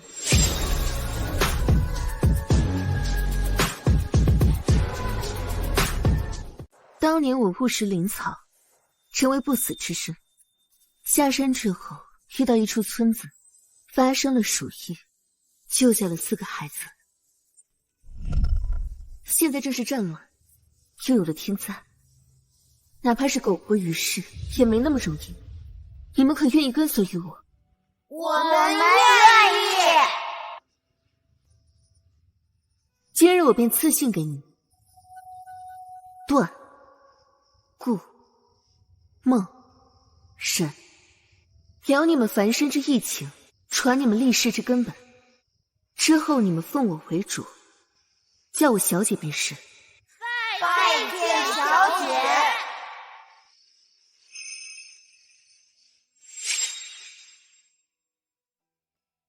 怪不得爷爷从小就跟我说，孟家是灵儿小姐的孟家，四族本是同根。后来我就传授了他们各自谋生的技艺。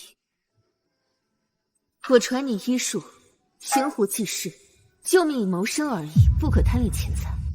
回药堂，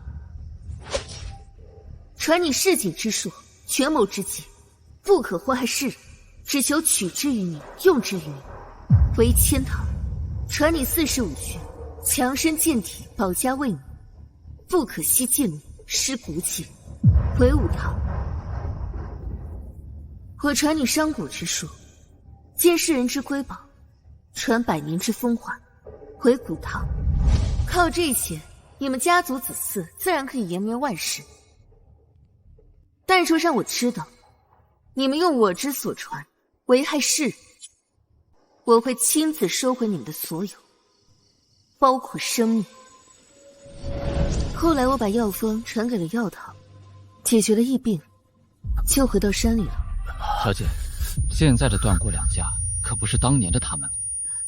100年前就露出真面目了，不然我也不会转世。燕儿堂，青年，你怎么了？所以，你就是他。本台消息：近日本市乡村多点爆发疫病，请各位市民注意防范。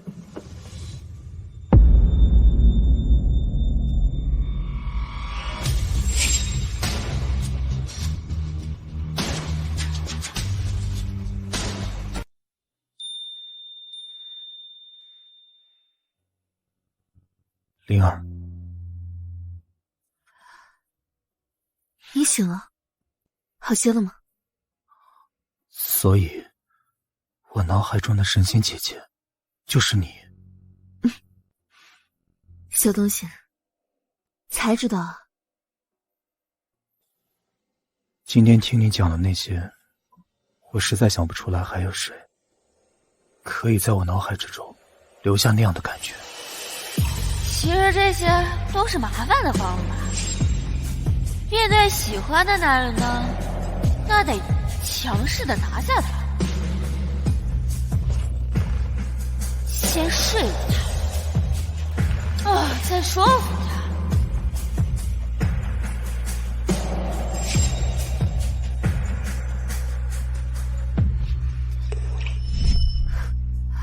既然知道了，那是不是该履行一下丈夫的职责了？不行，好丢人，怎么办？要不要宰了他？这次万老公主。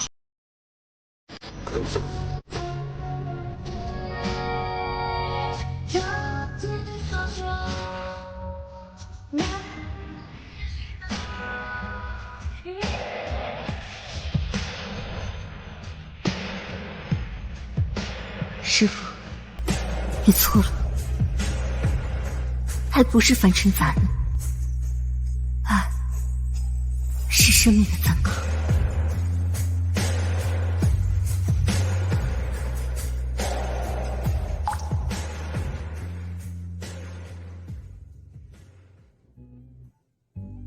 早上好啊！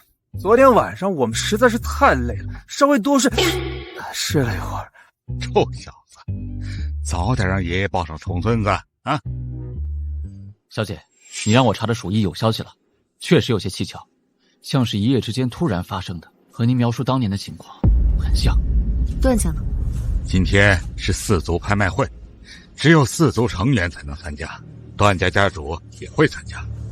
走吧，事情的真相见了就知道。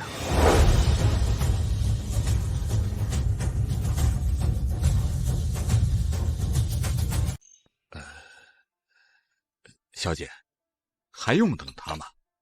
放心，他会来的。等一下故人，没什么。故人，小姐，难道见过段老头了？小子，你完了！傻逼！段家家主到。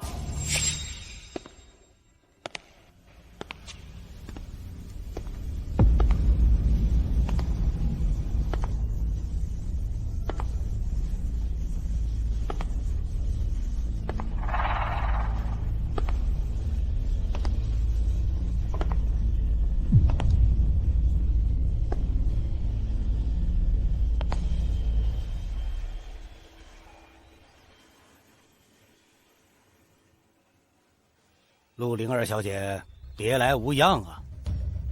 段云天，果然是你。哼，当年我侥幸随着陆小姐来到这个时代得以续命，还没来得及感谢你呢。没关系，我会亲手把你送回你该去的地方。各位，今天是四族拍卖会，所拍的东西都珍贵无比，请各位四族的成员可不要吝啬钱财哦。小姑娘，把那些麻烦的过程去掉吧，直接上压轴物品。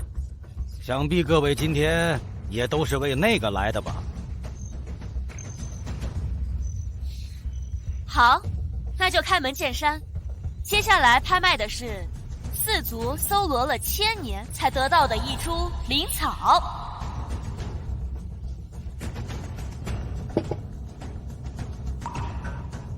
这株灵草，想必灵儿小姐不会陌生吧？虽然比不上你当年吃的那株，但是也有提气吊命的药效。再培养个100年，说不定也能长生呢。这种好东西，想必段家姐势在必得了。我就直说了吧，四族规矩，价高者得，顾家把钱都支持给我了。还有孟家这群武夫，连养活自己都难，更别说拍灵草了。沈家能有我们2家有钱吗？你们这是要违背祖训！我说孟老头，你就别挣扎了，今天你们是拍不到的。小姐，要不咱们现在就开始？开始。听好了，今天我沈家小少爷点天灯。你们是不是不了解我留给沈家的财富有多少？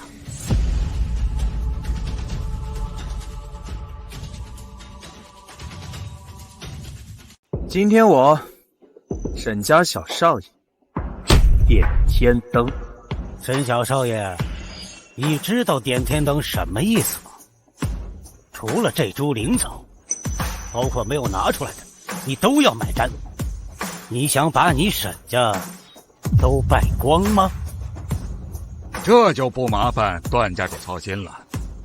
我们沈家从沈万族长那代起，就可以说是富可敌国了。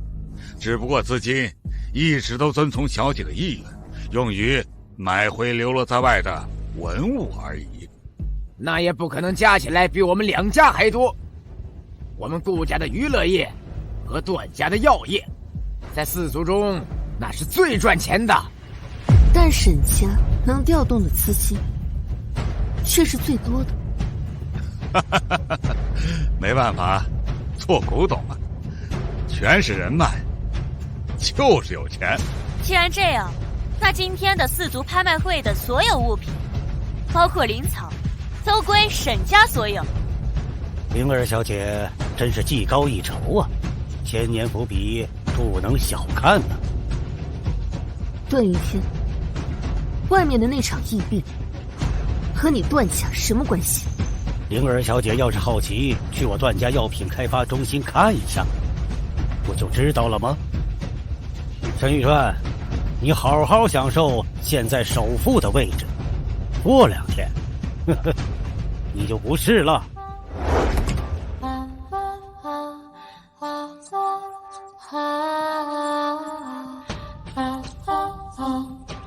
灵儿小姐的胆子真是非同一般呐，竟然敢一个人前来。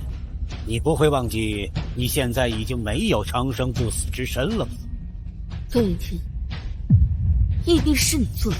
哼，聪明，是我亲手造就了这场和1000年前一样的天灾。只要死的人够多，事情发酵的够大，那我段氏制出的解药就卖得越来越贵。以生灵换财富，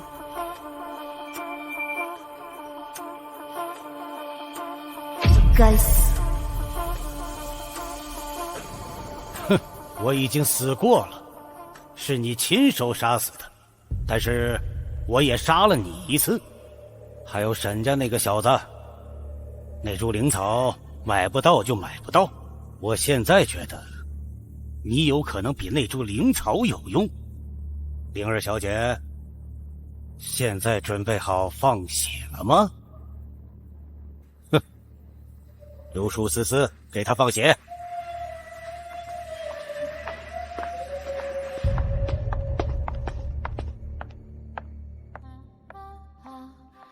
小姐，其他人都已经处理完了，要不要把他们都做掉？上一世我可没有这么多帮手。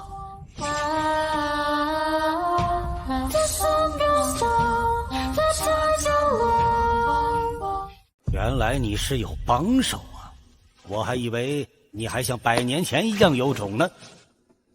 但是你弄死我们也没什么用，要是没有段家配方做的解药，这疫病只会发展得越来越快。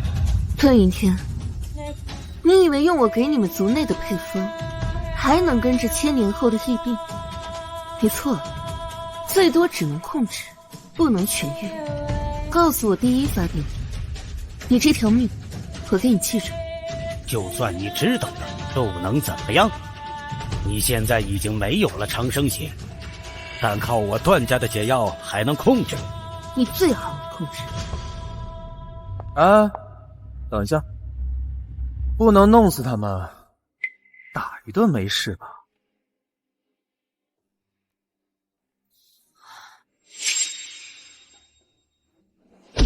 你干什么？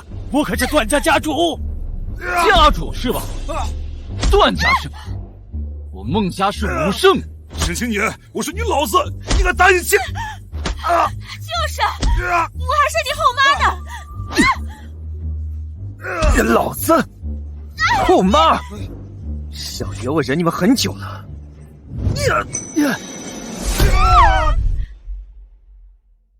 灵儿，要我说，就不该留那老头的命，弄死得了。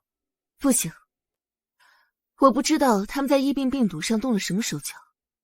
现在我没有彻底根治的药方，还得指望段家他们的心药，先把疫病控制住。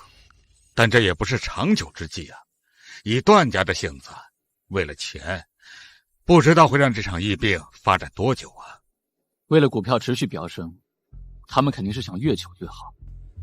段家的药也会慢慢被炒上天价的。所以我问他们要了第一发病地。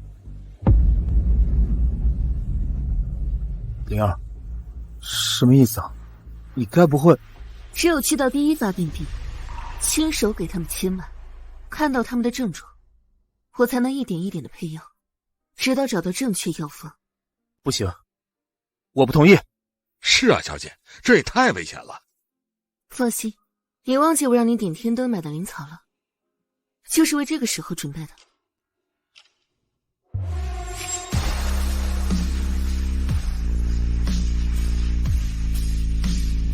近日，余城附近的疫病发展仍然愈演愈烈，但段氏医药此时却突然公布新药面世，可以有效治疗疫病。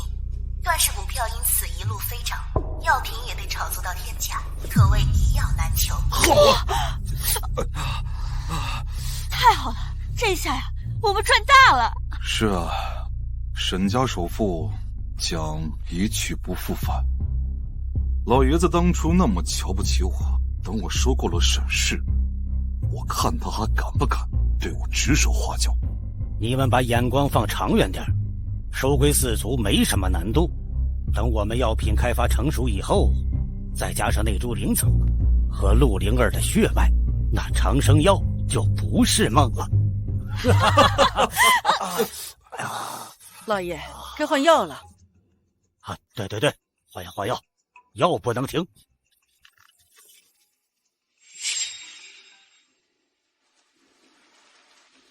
你告诉他们我行程的。巧合，完全是巧合。年纪大了，教授，一大早我就看到您在那收拾行李，就让他们过来送送。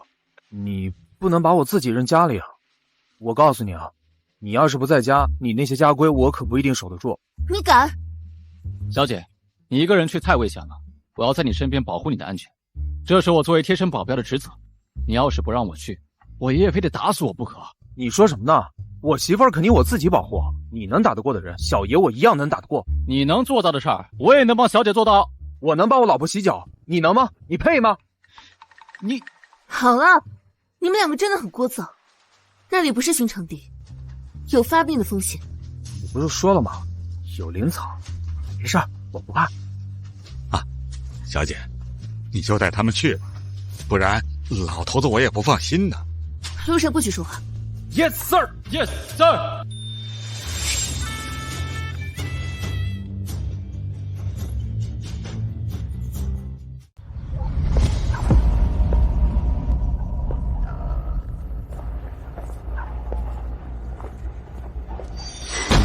妈呀！救我！救我！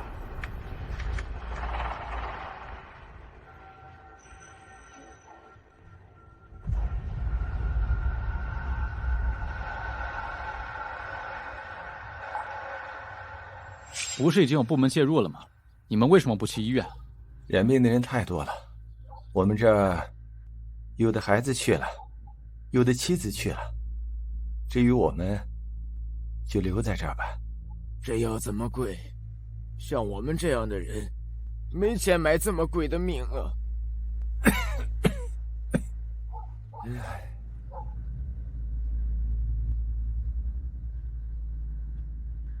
我可以确认，和1000年前的那场鼠疫是一种，但毕竟现在人们的身体和环境都已经发生了改变，我需要时间。可是他们现在最缺的就是时间。如果能看到段家的鼠疫配方就好。梦莲，把仙草拿出来。小姐，那是为了以防万一的。管不了那么多，你再去村子里看一看，还有没有别的村民，把大家都集中到这里。我呢？我开个方子，你去抓几味药，再把灵草磨成粉末，一起熬成水给他们，应该可以争取一些时间。我要挨个给他们切脉。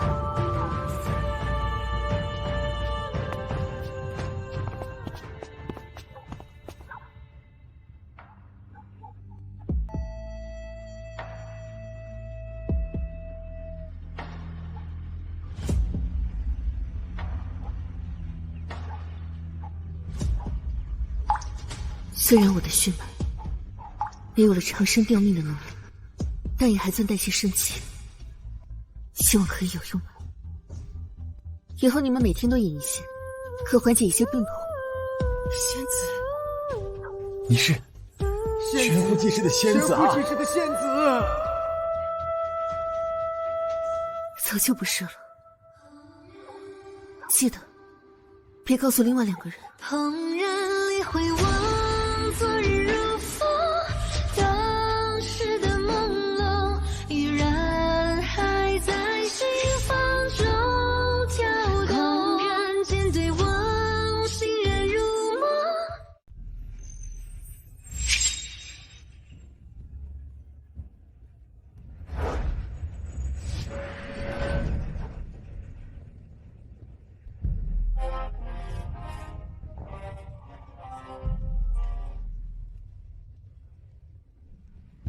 还有什么不舒服吗？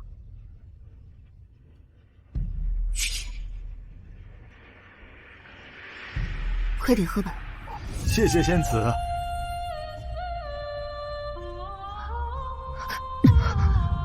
没事吧？没事，父亲，药方感觉有些苗头了。那就好，你休息一下，我再去采购一些草药。好。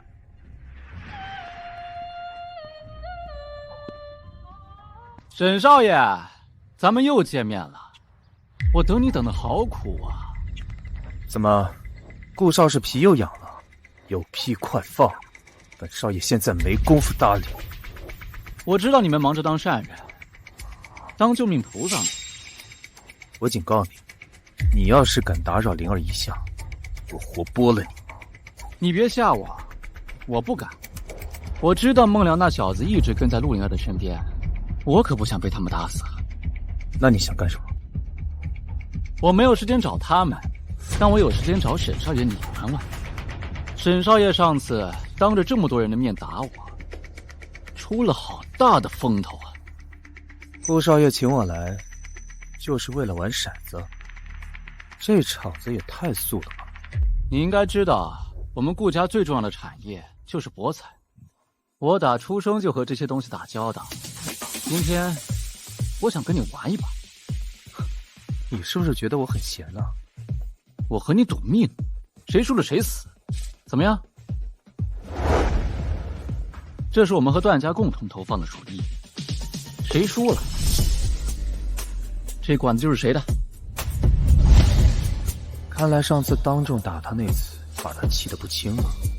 不过，如果能看到段家的手艺配方就好。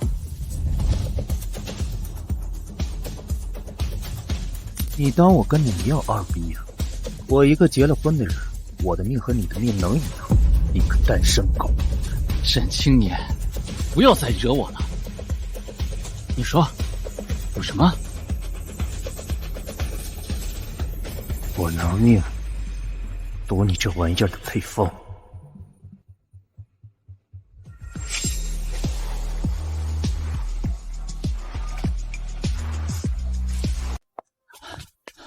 怎么样，找到了吗？没有，一晚上我把村子都找遍了，也没找到青年。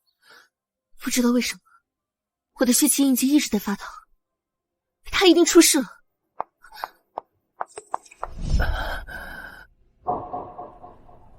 不好意思，老婆，夜不归宿了。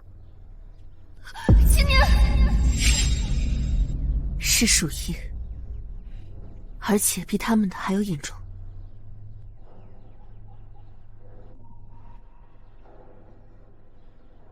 这是鼠疫的原液，还有配方，有了它，你应该可以完成药方了。青年，你放心，我一定会救你的，我绝对不允许你再死在我面前。够呛，这次跟顾贤之玩大了。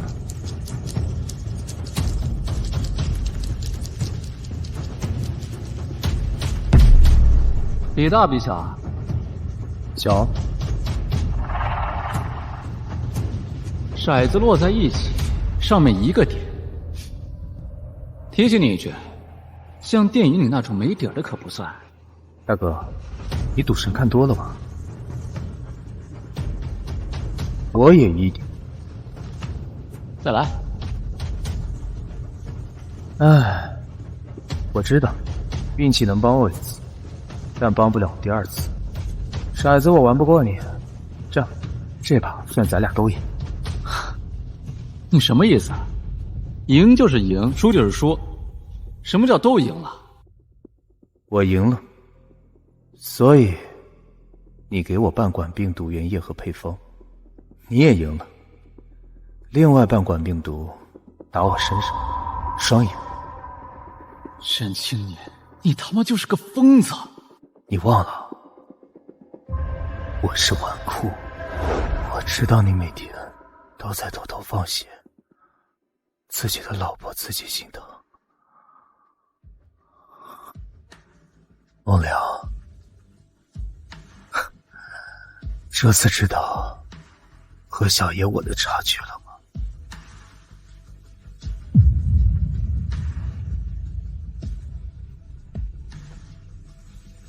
青年，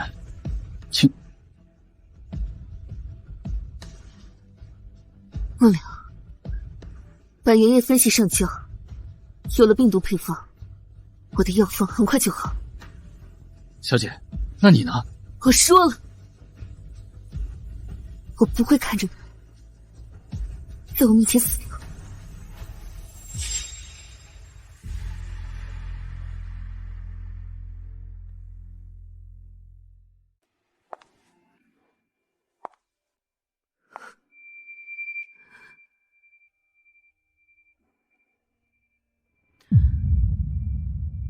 青年，我不会再让你死在我面前了。我已经找了你一世了，再来一次，我就找不到你了。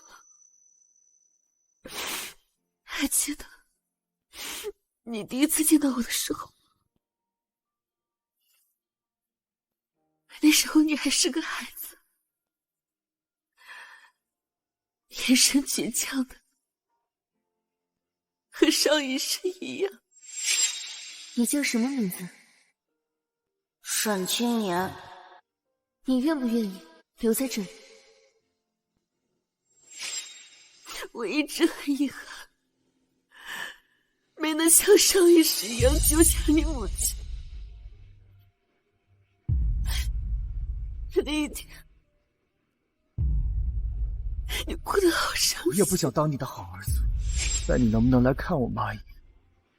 你能不能来看她一眼？她要死，我说她他妈要死了！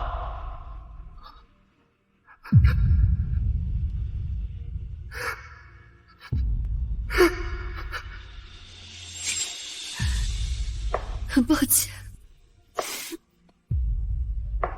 上一世当仙子的时候，总是欺负你，所以我才想这一世当你的妻子。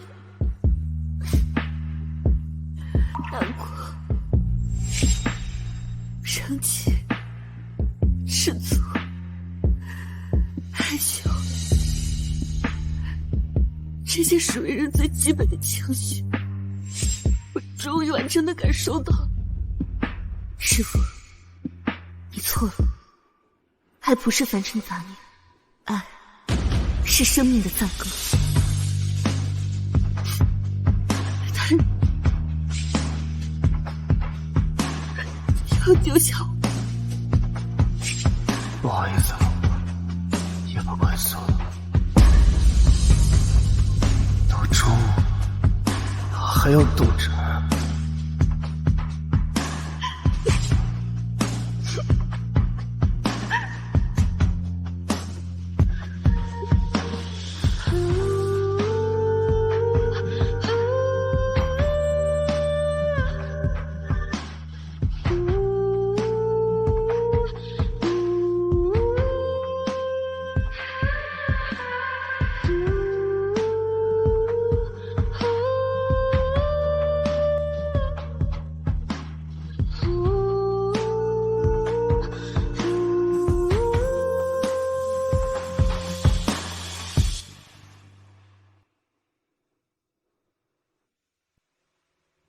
以血为引，生死相连，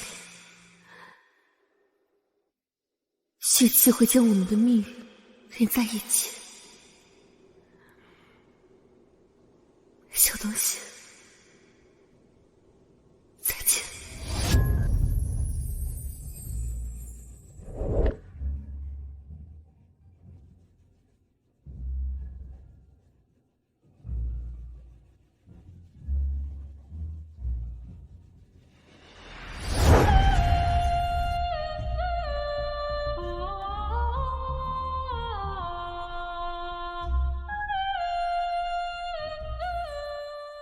小姐和我家那臭小子还是没有消息吗？我已经把吴堂的人都放出去了，就是找不到他们啊。孟良送回来的病毒原液虽然很重要，但是解药研发还是需要一段时间的。现在鼠疫难以控制，小姐他们也失踪了。我说你们俩还是担心你们自己吧。今天段云天召开四族会议，这摆明了就是开始清算了。现在没有陆灵儿在，我看你们还有什么底气？哼，吴家主，你放心，在我出事之前，我一定会先一拳把你打死。孟老弟说的是啊，能一拳打死的事儿，何必费那么多话？真不愧是武堂啊！段云天，小姐和青年到底去哪儿了？不要说你不知道。你信不信？要是他们真出事儿了，我会拼尽我沈家所有的财力，也会撕掉你段家的一层皮。哎呀，你这是冤枉我呀！我哪有功夫管那些小姐少爷呀？不可能，不是你还会有谁？死了。什么？我亲手把半管病毒扎进了沈青年的脖子里，他活不下来的，他死定了。那玩意儿一滴就可以让一个村子染病，更何况那么多。顾家，好一个顾家！看来今天的四族会是想让我们沈孟两家彻底撕破脸。我孙子的命，你一个人还可不够。他被扎的时候竟然还是笑着的。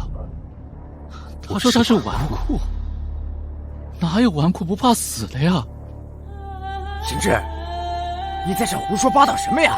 好了，行了，都别在这唧唧歪歪的了。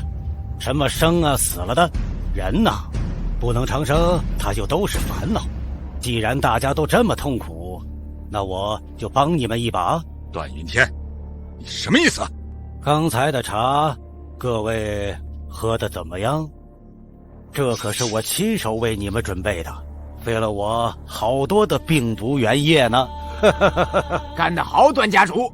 我看今天就把他们处理掉算了。我有说过你的茶里没有吗？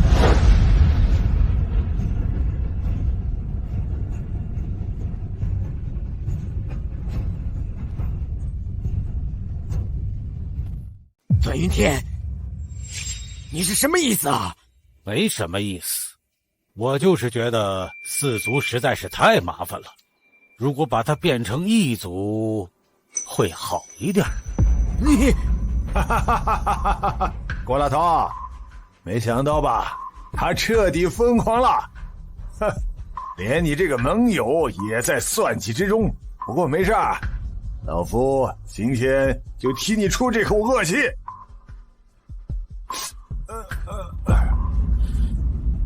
好了，闹剧该结束了，该疯的疯，该死的死。以后四族之中，只有我们段家。等我找到陆灵儿和那株灵草，集合四族之力，就可以获得长生了。你休想！段云天，小姐一定会回来的。当年我能让她转世魂穿，你现在不相信我能弄死她的能力吗？沈六叔，去吧，给你个机会，亲手给你爹收尸。段家主，这下毒的事儿您怎么没跟我说？能不能放我父亲？我肯定劝说他自愿放弃沈家财产，他毕竟是我爹。放屁！老子就是死了，也不能背叛小姐，更不能认你这个不孝之子。可是，六叔，事已至此，无毒不丈夫。沈六叔，要不是看在你和我段家有子嗣的关系，你信不信？我让你还有你爸，还有那臭小子一块儿去死！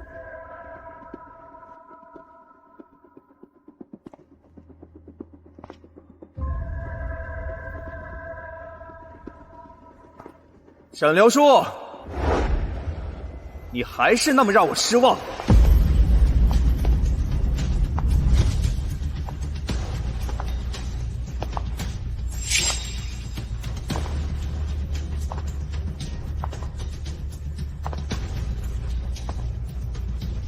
青年，小姐，臭小子，终于来了！沈家出了你这样的子嗣，还真是丢人啊！各位，好久不见，都还安好啊？段少爷又回来了。这怎么可能啊？你不是说了他们已经死了吗？还有陆灵儿。段思思，当初我让你带的话，你还记得吗？你说，1000年之后，段家准备好消失了吗？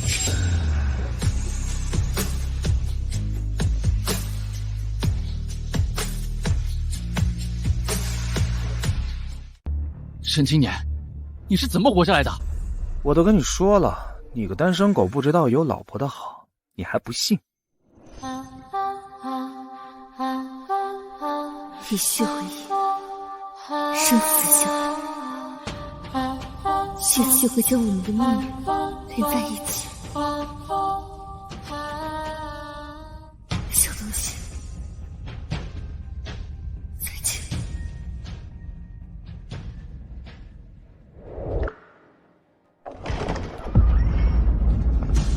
找到了，在这里。小姐，你的药方奏效了，确定是有效的。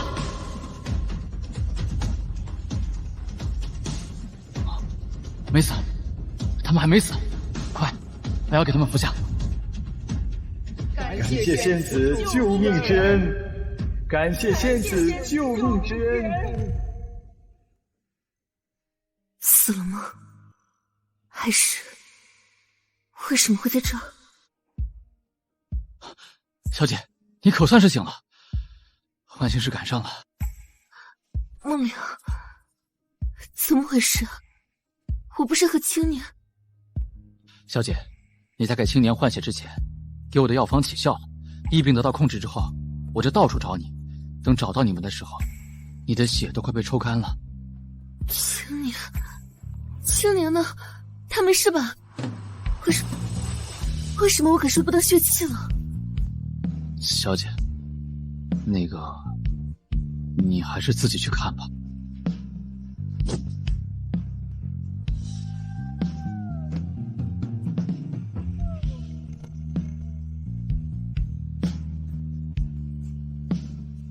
小东西，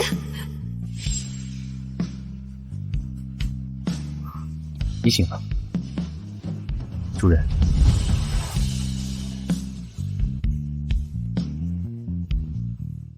你醒了，主人。小东西，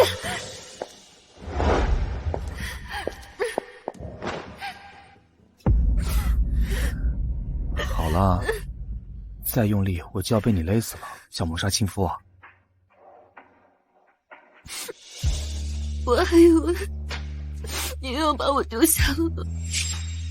怎么会呢？你不是说你最讨厌身边的人死去，把你自己扔在时间里吗？你说什么？还有，刚才你见到我的时候，你叫我什么？你醒了，主人。我就说吧，应该拍照留个念想。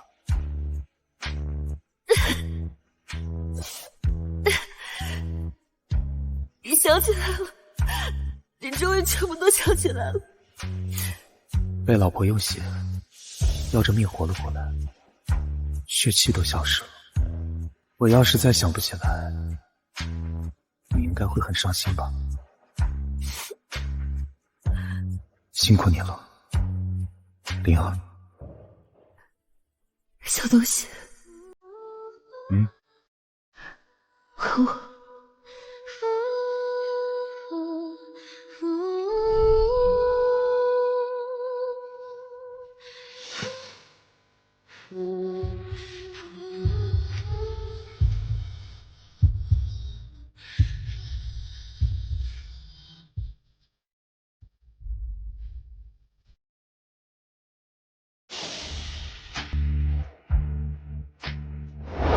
感人，实在是太感人了，这就是爱情啊！哎呦，两位老爷子，赶紧把解药吃了吧，要是再拖一会儿不吃的话，就该我和孟良给你俩哭了。爷爷，你哭起来真丑。哎，臭小子，你讨打是不是？又让你抢先了一步，你又赢了。段云天，长生的诱惑对你太大了，100年前是这样，现在又是这样，但你何曾知道长生的痛苦？还要纠缠？生命的魅力在于它有终点，让我们能在有限的生命中，用尽全力去爱身边的人，去感受时间的美好。长生带给你只有失去，就像现在这样。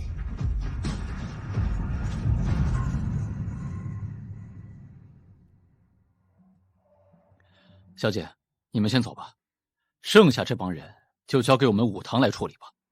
啊，交给你了啊，给小爷下手重点儿。老婆，现在咱们干嘛去啊？当然是和亲手养成的小娇夫回家睡觉去。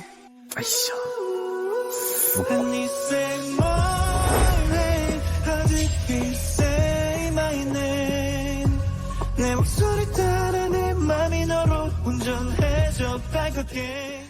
小祖宗那个不能玩啊！你怎么拉里面了？我说你们能不能小点声啊？您赶紧下来！好歹我们也是个豪门，豪门就得有个豪门的样子，整天宝宝宝宝的，就小的是宝宝，谁还不是个宝宝了？老爷，老爷不好了，老爷，您的大重孙子把您的宝贝给砸了。哎，哪个？袁青花。啊？什么？老爷，您没事吧，老爷？沈清年啊，来了！你就穿成这样和我去逛街啊？不去了。啊，老婆，别生气啊，老婆。那个，我这不是没时间吗？再说了，你以前不是仙子吗？咱不是无欲无求吗？你怎么现在这么爱逛街？我现在又不是，我才发现逛商场的快乐，比我之前活了1000年的快乐都多。怎么啊？不愿意啊？没有，老婆请。哎呀，不去了，也不去没意思。我要喝豆汁儿。好啊，我最喜欢老婆喝豆汁了，贼有味儿，贼够劲儿。先喝杯奶吧。花最漂亮的时候是盛开和凋零，雨水最漂亮的时候是蒸发之后变成彩虹。我最绚烂的时候不是当仙子，是变成一个普通人。